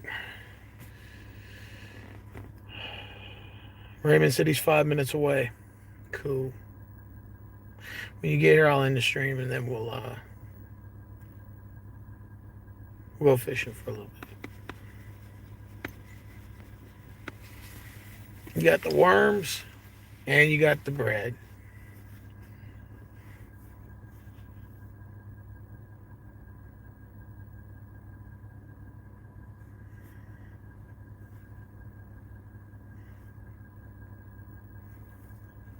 Yep. Only got 1 person watching now. Well, all right, let's see when Raymond's coming. Hold on, I got a text message. If it won't end the stream, but hold on. My bad. Back.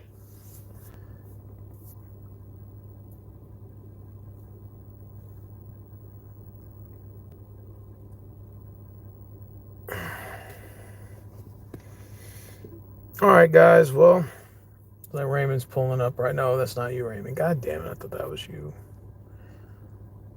I was taking a sweet ass time. I swear Raymond's always doing that shit. Caitlin said hi, and she got right the fuck out.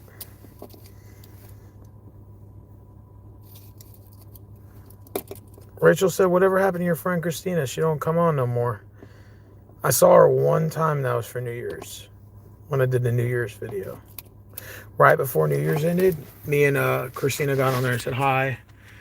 And then after that, I haven't seen her. Yeah, I kind of rubbed her off the wrong way. And it's solely on me, man. You know what I'm saying? That was on me. But I rubbed her off the wrong way, I think, in the summertime. And I never saw her again for a long time. Then she just popped up in my New Year's stream and said hi, hello. And then she commented a little bit, then left, and then never saw her again. Well, about 2 months ago. Hey, it's going pretty well, man.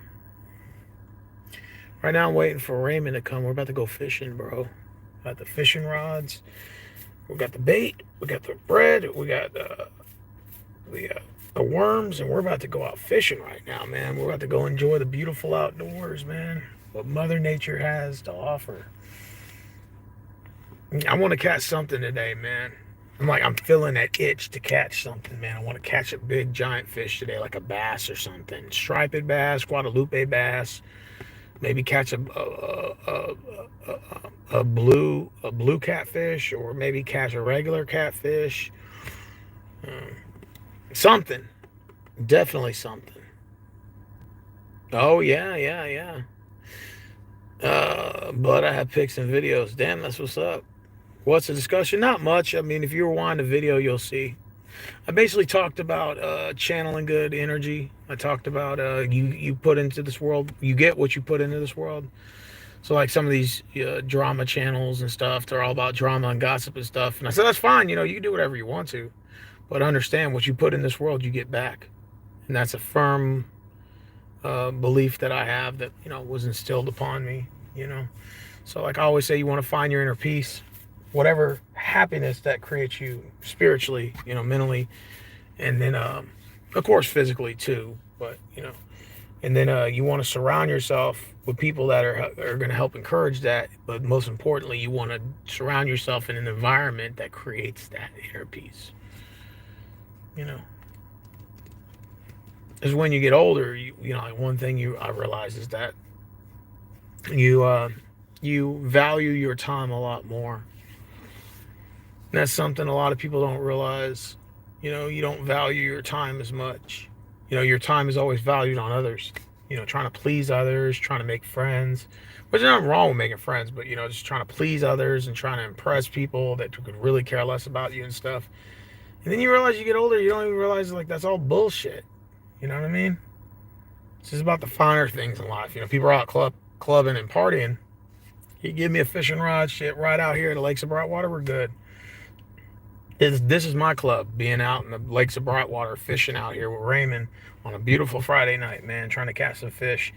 It just creates an inner peace in my mind, And while everybody's out at the club or chasing women or do all that shit, I'm out here fishing, man, on a good Friday night. I get entertainment out of that. That's true. Not you first, and the rest is facts. Facts. Hey, Jaguar man, happy Friday. Yeah, positive energy surround positive people. Negative energy, negative people. Yeah, my change will never went back to what it was. Yeah. Hobbies are the best medicine in life. Absolutely. Stuff has changed. I'm going to send you a video of my nephew playing and out in a big salmon. Oh, big salmon on a small river, but it's not there. Okay. How many parks have I been to total to go hiking? If you include the Dallas, Houston area, maybe about 80 parks. On YouTube, I got about 40 of them on there. And the rest of them, I don't even have them uploaded yet. I just never did. The San Antonio has a big bat cave called the Natural Bridge Caverns. I plan on going there in the summer and filming that experience. And seeing the underground bat cave, that's going to be pretty fun. Austin's got some too. Underground mining caves and shit. I plan on going to that next. That's on my bucket list. Life is short to be wasting it, man. A bunch of no-life trolls. Yeah, I know. I will stay positive. Yeah, absolutely, man. I think that's what life's all about, man. Is just creating that inner peace, especially when it comes to the way life is now with the inflation going up and the politics side, the political side of things. I just sometimes you just want to get away. You just want to do like your own thing and just say fuck it. Some of these YouTubers, I don't get it. It's like they've never grown up. It's like, I mean, I get it, but it's just like, they want the 400 views from like drama view videos. I get it, but it's just like after a while, man, it gets old after a while. You're just like, you know what, none of this is healthy. All they're doing is attracting trolls and unwanted shit, and it's just nothing of it's healthy, man. It's just like, you just, after a while, it gets old, man. And all these like drama content makers, I stay on their videos for like 2 or 3 minutes. I just can't do it anymore. It just sucked the energy right out of me. I just like, man, I can't do this shit anymore. I mean, hey, all power to you. If that's the type of like output you want to put, that's fine. I just can't be around it anymore, man. So I just say, I'm just gonna do me. I'm on vacation again, 13 days starting Friday, so expect some more nature walks. Some trails, maybe in the mountains. Oh man, that is sick. Life is short, yeah. I agree, man. 13 days, enjoy it. I was on vacation October the 12th to the 25th on 2022. I went to Dallas, spent 13 days there. My longest vacation ever I spent away from home. And I was 13 days in a hotel. I went to the Texas Civil War Museum. I went to the Vietnam War Veterans Museum. I went to the Dallas Preserve Nature Park, that's where I almost passed out and was died actually in that video. I almost passed out due to hydration. It was 110 degrees, and I was walking those trails and got lost. And that video is still on my channel, on my archives. So you go to like my nature hike videos, go to the Dallas Preserve video, you'll see it.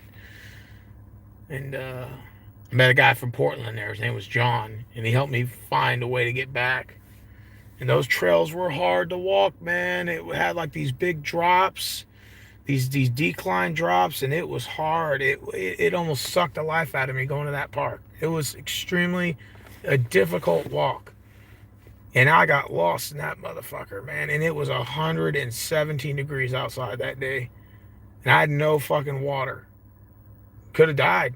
Could have died from dehydration. But thank God John was able to find me. And he was able to walk me back to the other side. And I had to...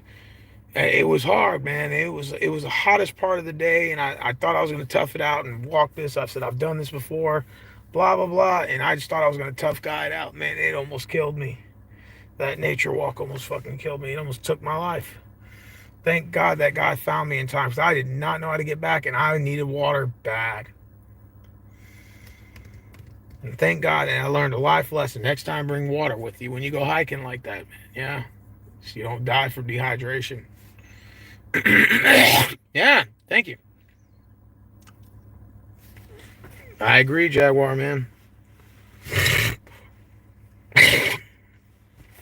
Yeah, your inner peace is more important when you get older. You value your time a lot more. You realize that $50 dates can be better than a $300 date. By simple conversation, connection, getting to know someone. One time I went on a date and I spent $40. She said, "You don't think you're being a cheapskate?" I said, "No, because you get a free dinner, you get a free meal on me, and in return you get a nice conversation and get a chance to get to know someone, and to see if there's any connection that I might or might not take you out on a second date next time. This is the introduction to that. So you can either agree to the terms, you can either take it, or you can go find yourself somebody else that's going to gladly accommodate to your needs." And that's it. I'm not going to sit here and argue with you. I'm not going to sit here and do a ESPN breakdown of how much you think I should spend on you. You either accept the terms of endearment, or you go find somebody else that's going to accommodate to that. I ain't going to sit here and argue with you about it, And we went on a date. We went out to eat and everything. I mean, she was cool, but she was just like, "I'm getting sick and tired of you men always asking for sex. I'm getting sick of this shit." And I sat there and I'm just sitting there eating, because I think we went out to eat and got Chinese takeout. But we were sitting like inside the restaurant. I'm sitting there eating. And she's like, "I'm getting sick of you, mother, always asking for sex." And I was like just sitting there eating, and I was like, I could have sat here and argued with this woman. I just was like, if you have such an issue with it, why don't you just not go on any more dates? She just looked at me. What is that supposed to mean? I'm like, well, if you're getting tired of men asking for sex, why don't you just stop dating? Problem solved. You don't have to go on any more dates. Don't bother fucking with it. Don't fuck with us no more. You don't have to worry about that shit. Sad thing was, I never even asked her for sex. I was sitting there enjoying the food. I was enjoying the food a little too much. And, I just told her maybe you shouldn't date. Don't take that shit out on me. You know, not, that sounds like a personal problem. If you're getting tired of guys asking you for fucking sex all the time, maybe you shouldn't date as much. Maybe go on one date a month, one date every, 2 months or something. It's not my fucking fault. That sounds like a you problem, and that's just the way the cookie crumbled there. More than sports, a stupid argument, Stroud and Lawrence. Yeah. Yeah, Jaguar man, I actually agree with that. God built, yeah. I'm training for a 13-mile race. God damn. 20-mile run and lifting. That's what's up. Well, see, I need to get into that. Ain't nobody got time for that. I'm not going to say, yeah, Washburn, I wasn't going to sit there and argue with that woman over that. I'm sorry, you guys are asking for sex. I'm like, man, woman, just don't even date no more. I said, maybe you shouldn't date anymore. Why don't you do that? Don't go on any more dates with guys. Don't fuck with us. Don't ask for shit. That's the only answer I can give you. I mean, what else you want me to say? I'm not gonna sit here.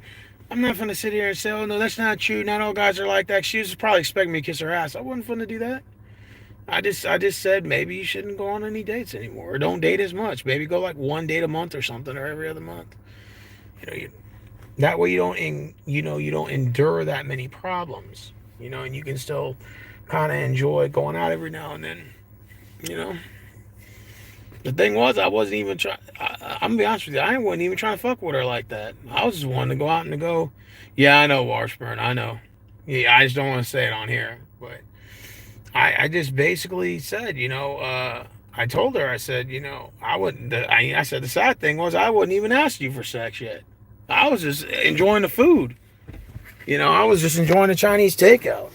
I was actually just trying to get to know you. But if that's basically you want to put me in that bubble, hey, all power to you. But I understand. I don't have to take you out again, and I don't have to, and I won't. I never took her out after that. There was no second date. She did try to message me just recently, but I didn't even respond to her DMs. Another little girl's murdered by her dad. Oh man, yeah. Those Amber Alerts been going off a lot, man. So many Amber Alerts have been going off. It almost makes you wonder if this stuff's planned. Crazy world we live in, man.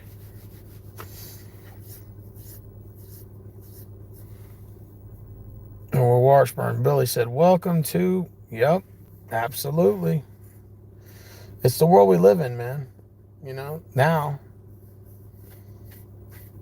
do whatever. Do whatever you want to. I just try to find inner peace. I just do things I enjoy doing that gives me that inner peace. That's it. I don't got time for these drama videos anymore. Or following YouTube content makers that are all about drama. Pick your side, absolutely. Yeah, that is true. It is election year.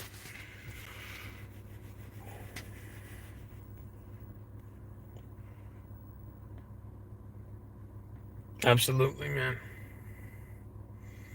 Raymond said I stopped by the store real quick to get an energy drink. You want one? Hell no. Why the fuck do I want an energy drink this time at night, dude? But since you're at the store, go ahead and get me a large bottle of water, Ozarka.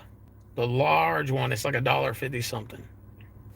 Yeah, since you're already at the store, bro, give me a large Ozarka. You're basically at the store right here by the park. So you're good. No.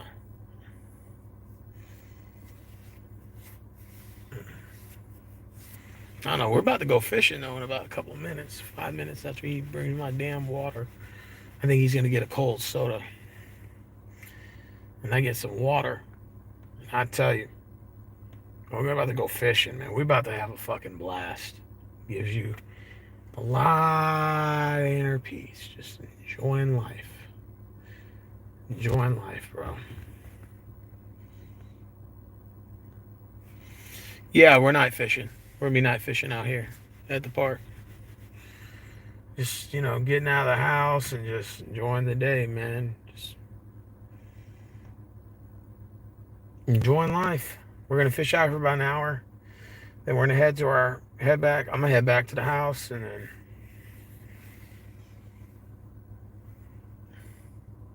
Raymond said your aunt's hot. Fuck you. Saw that shit. I saw that message, Raymond. Raymond said, hey, your fucking aunt is hot. Fuck you. She's taken. She got a fucking nerdy fucking white dude she's dating. He's cool as hell. I like him. He's cool as hell. I like the guy. Nice guy, man. He's one of the nicest guys you'll ever meet. Whatever. So, I like the guy. Real nice guy. We get along great. Oh, I have no ill will towards him.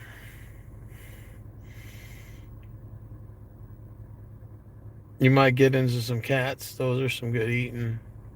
Yeah. I'm telling you, man.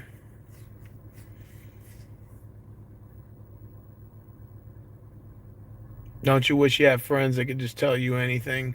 Well, like I said, vastly majority of the time when you have friends, we pander to each other. Because you don't want to tell the truth about each other's flaws because you don't want to feel bad for making somebody feel bad because it's your friend. But, you know, it used to be a time where you could be friends with people and used to be able to tell them anything you wanted to tell. That has changed over the years. Definitely, that has changed. You know, just the way it is.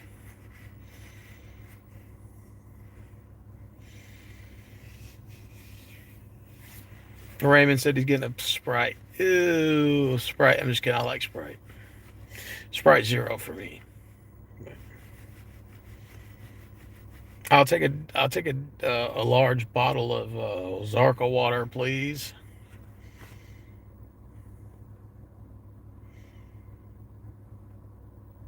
Hmm. Yeah, I'm just out here just enjoying life. Rachel said you need to bring me out there with you one day. Well, you're more than welcome to. It just depends on our schedule, Josh. You stay in the north side though. Otherwise, I would love to bring you out here for a night to hang out with the boys. You can come out here and come fishing with us. I would love to, bring you out here. We're friends. I've known you since 2017, girl. So if you ever want to come out here with me, go fishing, you're more than welcome to. But like I said, we'd have to pick a day where your schedule doesn't jive and you have time to make and all that stuff. Because I know we work two different schedules. You know, we work two different schedules. So it just depends on when our schedules jive. You know. Do you ever wish you could move to the mountains? Oh, absolutely. Move to the mountains and get a cabin out there. You can get a cabin out there in the mountains, man. And go live out there. I would love to. Who wouldn't?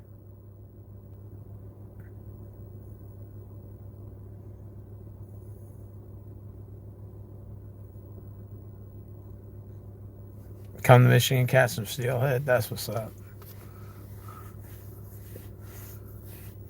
Like I said, if I had it my way, if I was to move, if I'm not a millionaire, I would say if I had it my way, I'd either move to Arizona and probably live somewhere like in Phoenix and retire, or I would move to South Texas and retire in South Texas. That's the plan. I don't plan on living in Houston forever.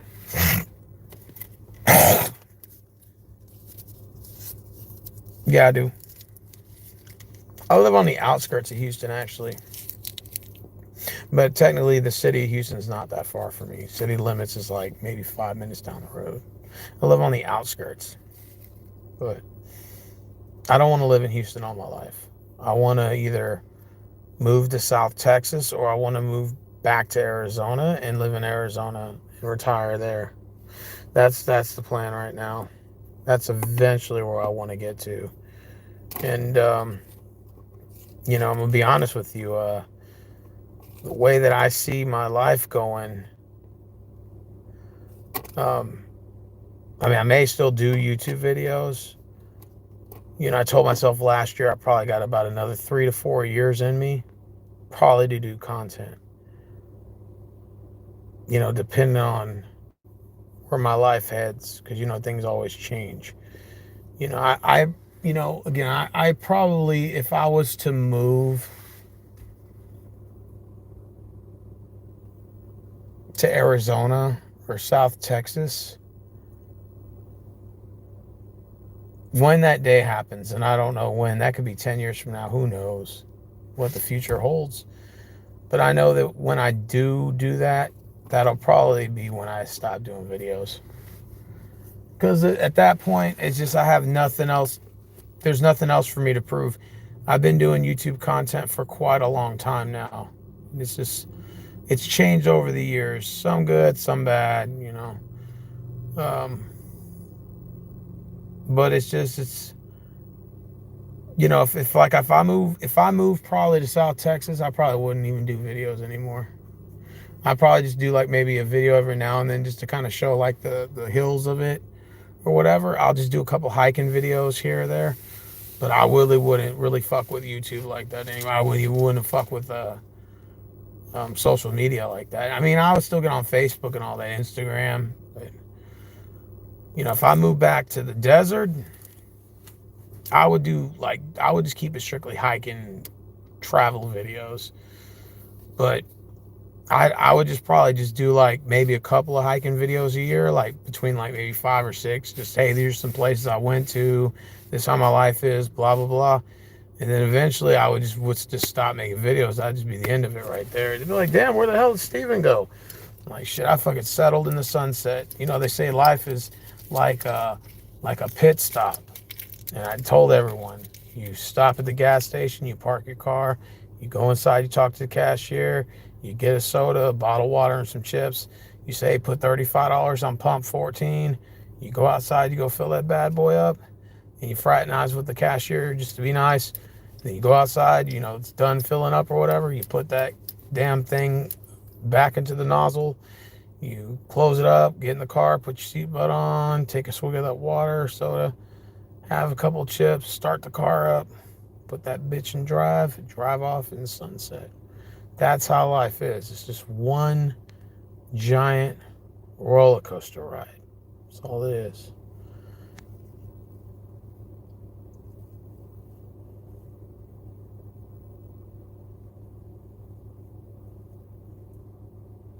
That's how it is. I finally figured it out. That's how life is, man. We'll walk around with a knife.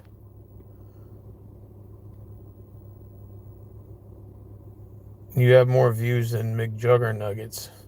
I don't know who that is. Oh, that's what's up.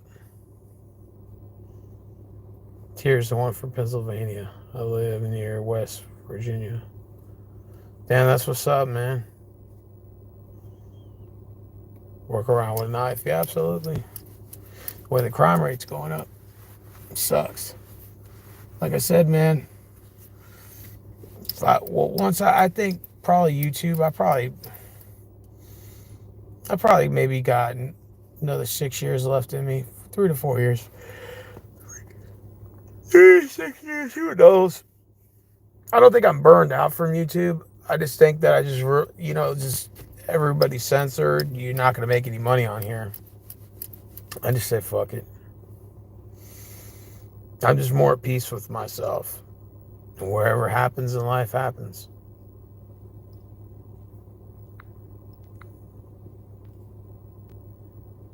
Yep. Everybody says my aunt's hot. There, even Marvin said that. Marvin said he's going to try to shoot a shot at my aunt. She said, man, she's going to turn you down, bro.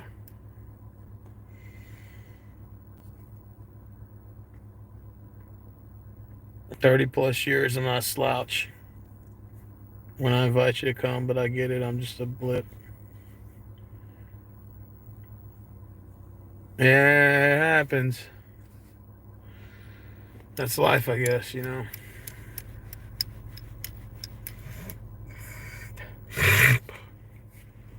You know what I want? A nice cold lemonade with ice in it.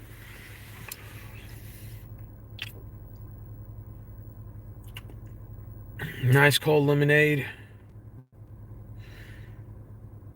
and a beautiful woman to rub my feet. Oh, man, that would be the life.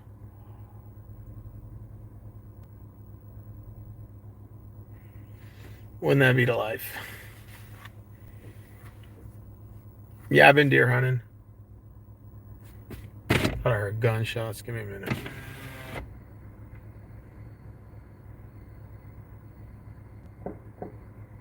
Y'all hear that? That's gunshots.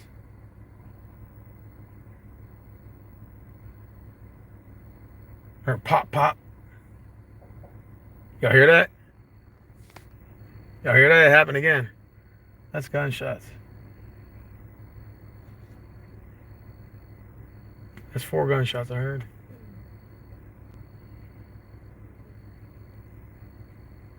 Sounded the neighborhood over.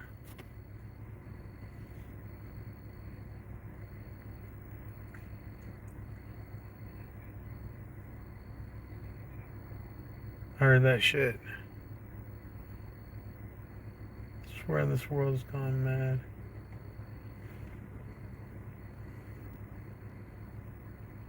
World has gone mad. Yeah, y'all heard that too? That 4 gunshots, my dude. Y'all be careful.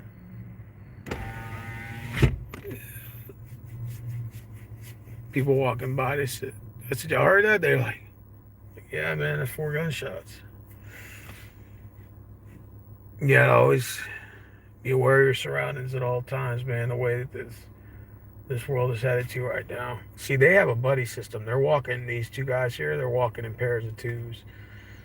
Oh, I tell you, I wish I had a friend that lived out here I could walk with, man. Nah, there ain't no shooting range around here, bro. They're busting out shots somewhere in the neighborhood over.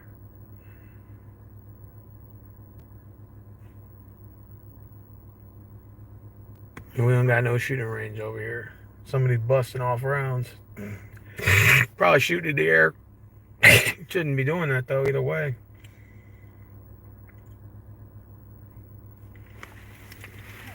Shouldn't be doing that. Build up your stores before you can no longer. Yeah, man, there's some crazy motherfuckers out here, bro. You gotta always protect yourself at all costs. You know? Absolutely. Damn, I believe it. They busted out 4 gunshots, went pow pow. Then all of a sudden it went pow pow pow. Like, yeah, that's gunshots. Shit sucks, man. Crime rate's still good.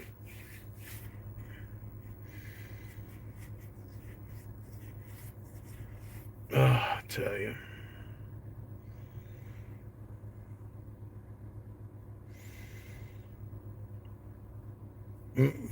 He said, Marvin said Steven wants a woman to rub his feet while he's drinking.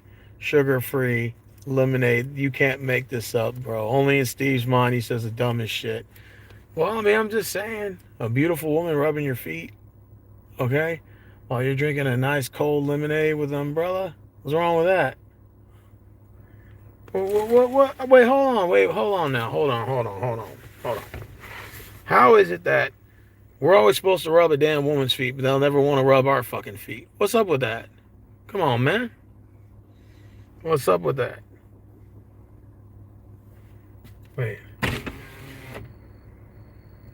Oh, I thought I heard more. I just heard more gunshots.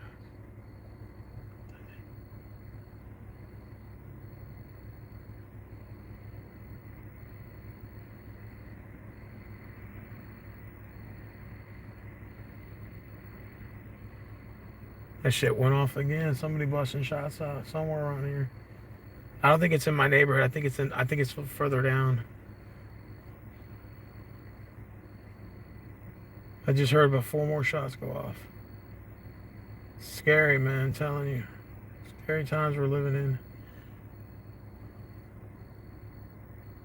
Shit's fucking scary, bro.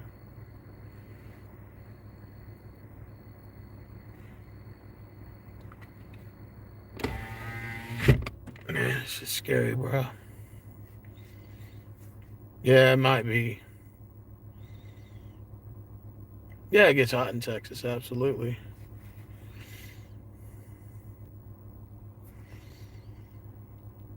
After the truckers' strike. Damn. Yeah, they just went on strike in Fort Worth. No, I'm not. Security officer.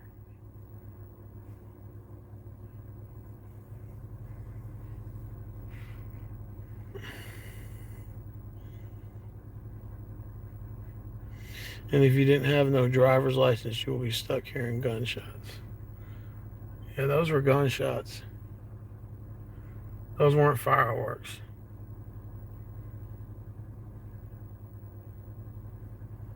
The crime rate's terrible, man.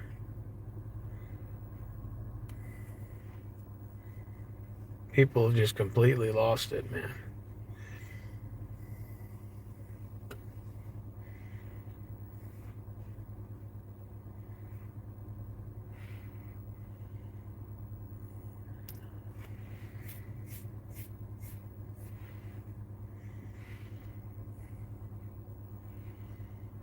And we get a bunch of them out here.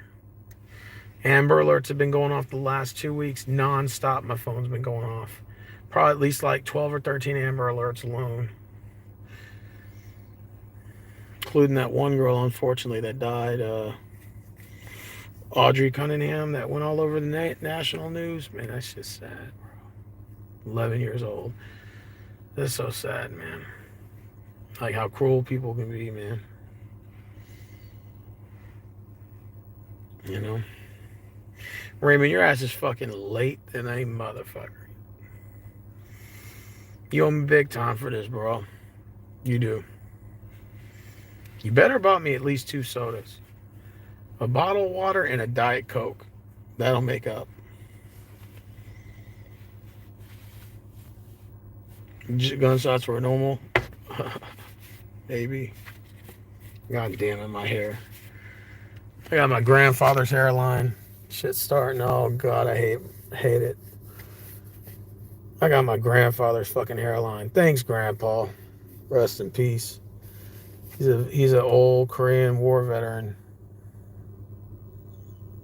Yeah, Jaguar man, I agree with you, bro. We live in a weird society. Leave it at that.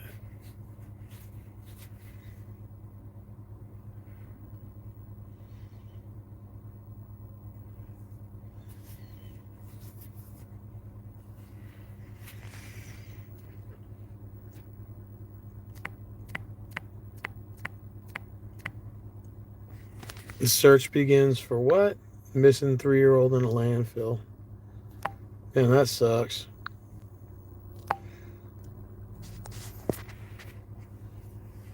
Yeah, she was. We giving you haircuts every day?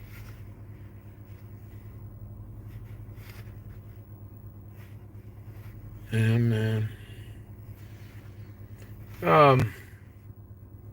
Usually my friend Diddy gives me haircuts, but it's like once every 2 weeks. You know.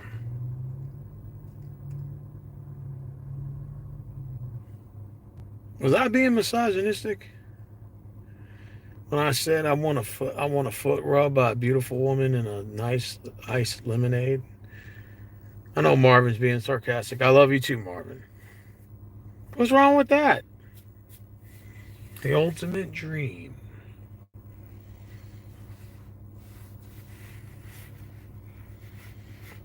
Ain't nothing wrong with that, dude. Misogyny. 10-mile run tomorrow? Shit. The long run. Well, slap me in the face and call me Susan. You're gonna run some trails in the woods? That's badass. That sounds fun. Well, just slap me in the face and call me Susan. Forgot where that saying came from. This is almost 9:30 here. Wow.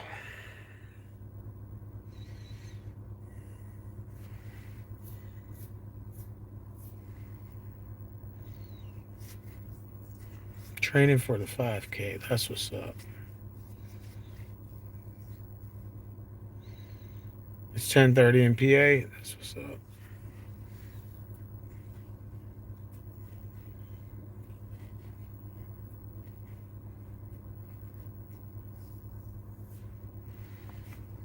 Yeah, it's 9:30 here. Almost 1 minute till 9:30. No, those we're gonna go fishing, Raymond, for about 45 minutes now, since you're coming late and shit. We'll go fishing for like 45 minutes, and then you owe me for this, Raymond, for being late, bro.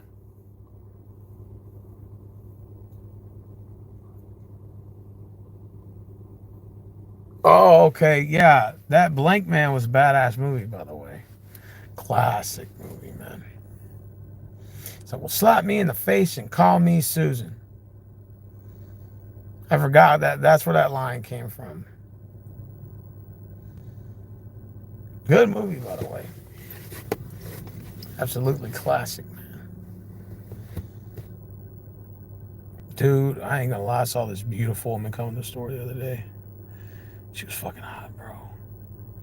And normally I don't even be checking people out. I'm like, damn, she's kind of cute. I'm thinking about shooting my shot at her. And then, like, as soon as she was coming around the corner, I seen her man come out the door. I'm like, would be a good dog fight. Yeah. Next year it will be.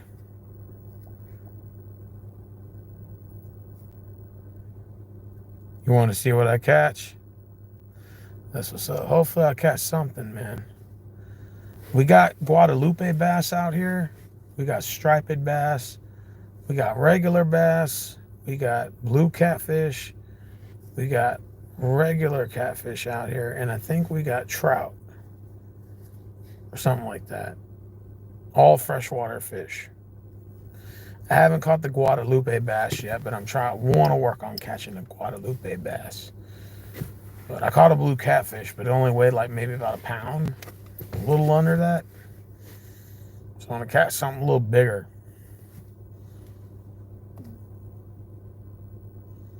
Oh yeah, absolutely.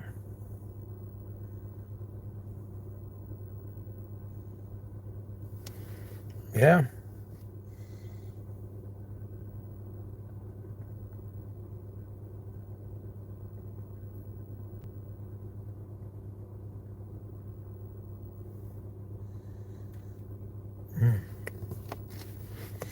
Oh, like I said, I was waiting for Raymond to get here. As soon as he gets here, it's gonna be me versus him, mano y mano. I kick his ass and fucking fishing.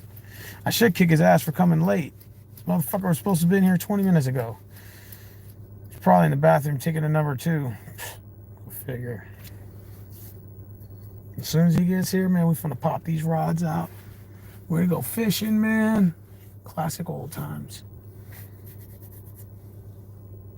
Go fishing and then, try to catch some fish, man, out here, man. You work tomorrow? Yeah. I'm off the next 2 days after that.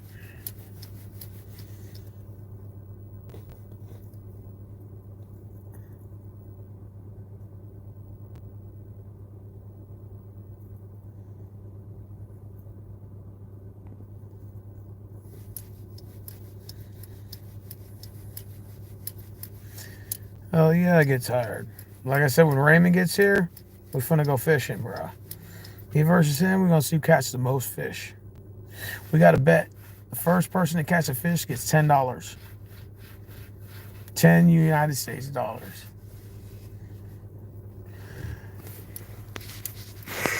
I could use the $10. And I know he could use the $10. So we'll see. We'll see my $10 versus Raymond's $10.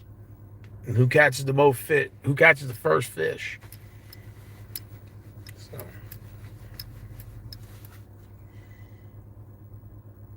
we about to see. We're about to see who catches some fish, baby.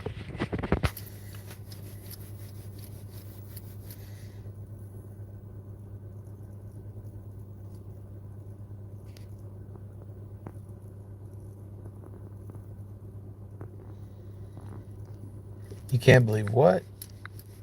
Esther is in March. Yeah. I said I kept everybody on here for over 2 hours. Ain't that a bitch? Damn. Oh yeah, Winter Madness is almost over, and it's gonna be spring. So I'm happy about that. Ain't nothing wrong with a good woman rubbing your feet and fucking while you're drinking a ice cold lemonade.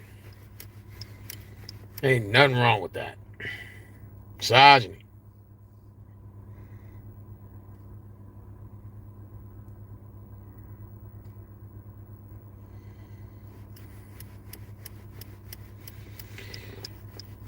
Is that Raymond?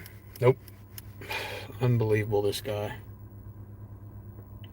Should be here, man. We're supposed to go fishing.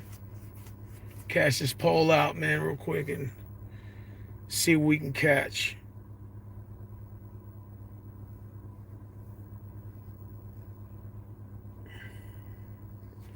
Sweatpants all year until spring comes. Nothing wrong with that.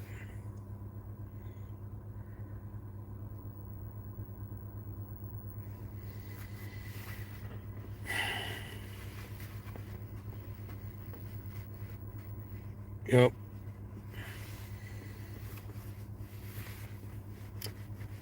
Oh shit, they've been mad for 10 years now. That sucks. Man, I tell you. Might be Raymond right there.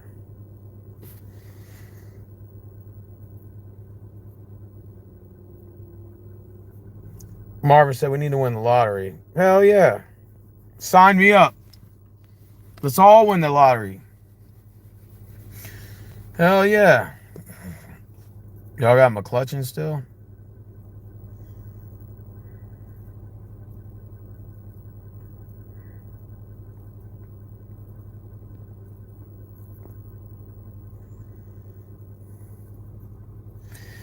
I used to watch baseball religiously. Now I don't. But now that I do again, I'm a root for the Texas Rangers.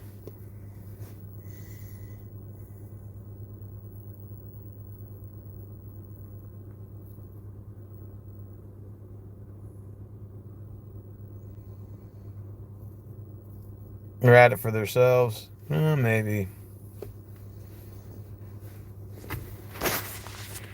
Oh, shit. No wonder why I was hearing all that buzzing. Those damn mayflies. Get the fuck out of here. I hate those damn daddy long legs. God damn, the fucker got me in the eye. Fucking flew and almost hit me in the eye. Look at that damn buzzing.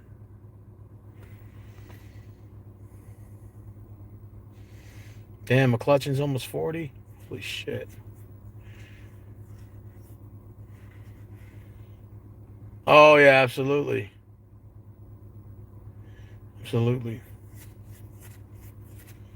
I'm just right now waiting for Raymond to bring his ass over here so we go fishing. Man, me and my buddies were playing the N64 the other day. About a month ago. We had like 4 guys playing in the N64. Everybody grab a controller. Oh my God, it gives you reminiscence of a kid again. You love them. You love it, man. Being a kid for 10 minutes. Playing GoldenEye and fucking Battle Tanks and all these video games, man. Brings you back. Nothing beats that, bro. Being a kid again for 10 minutes. Doing things that you can be a kid for like 10 freaking minutes, bro. Oh, that's what's up.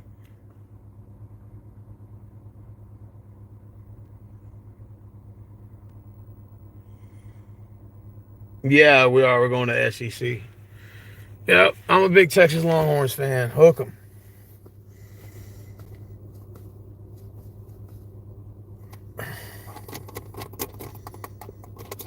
Raymond's getting me a soda, a Diet Coke, and a large water. Because you made me fucking wait. Oh, for the Sega Genesis? That's what's up, Gen Warrior. That's what's up.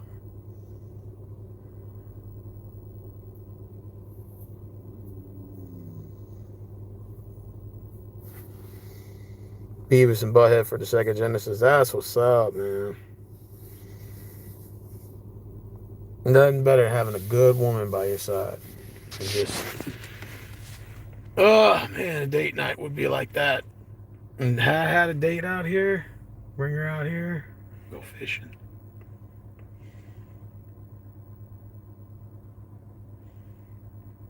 Oh, I didn't know there's an Underdog movie with Snoop in it.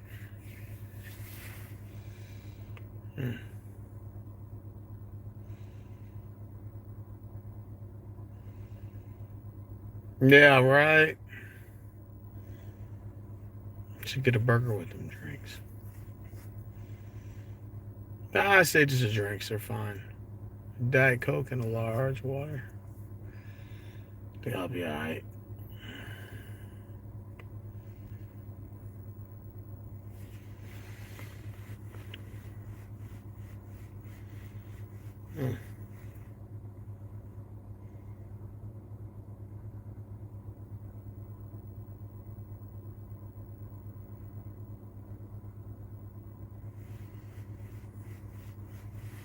You said a burger. It's funny.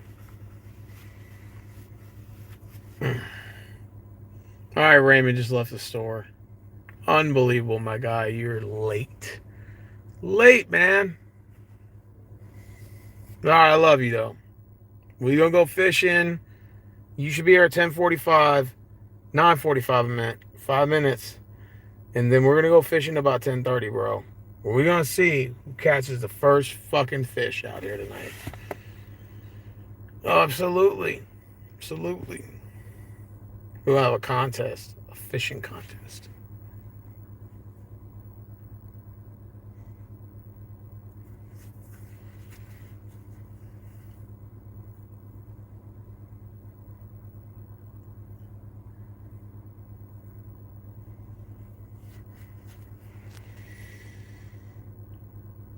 Oh, yeah. Gummy skills are pretty good. Absolutely.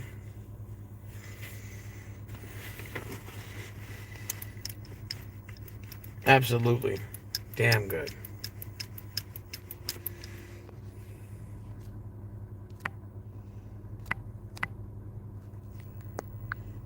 Jimmy Butler got ejected.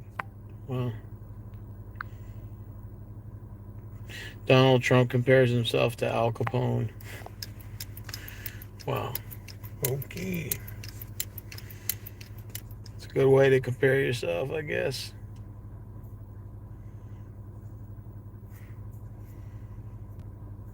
You know.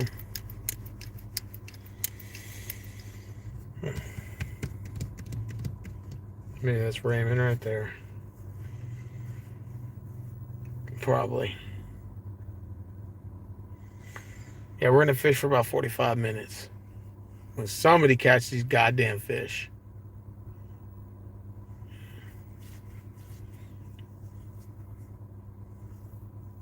Tired. Shit. Who's all watching Gen Warrior, Jaguar Man, and probably Marshmallow.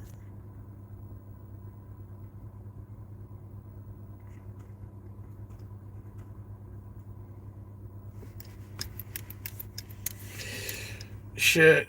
All right, well, that's Raymond popping up.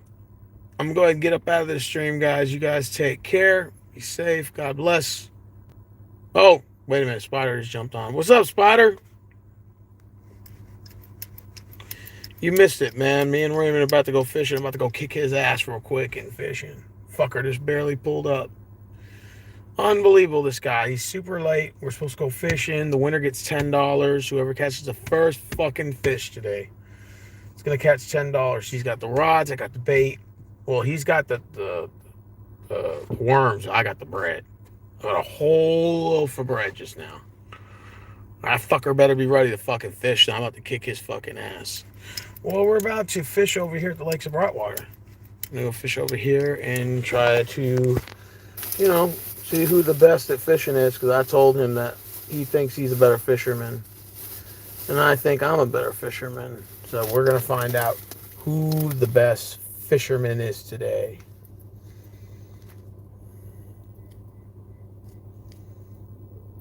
Steven chased all the girls out of here. No, I didn't. Don't say that, Marvin. Don't be so hard on yourself. Why would I do that? I didn't chase no females out of here. People come and go. It's the way the streams work. People come in, they come off, they come in, they come off, they come in. That's just the way it works. It's the way the cookie crumbles. All right, guys, well, Raymond's here and he's waiting for me right now. And I'm going to go kick his ass. And I'm going to hit y'all up later, man. So y'all take care. I'm done.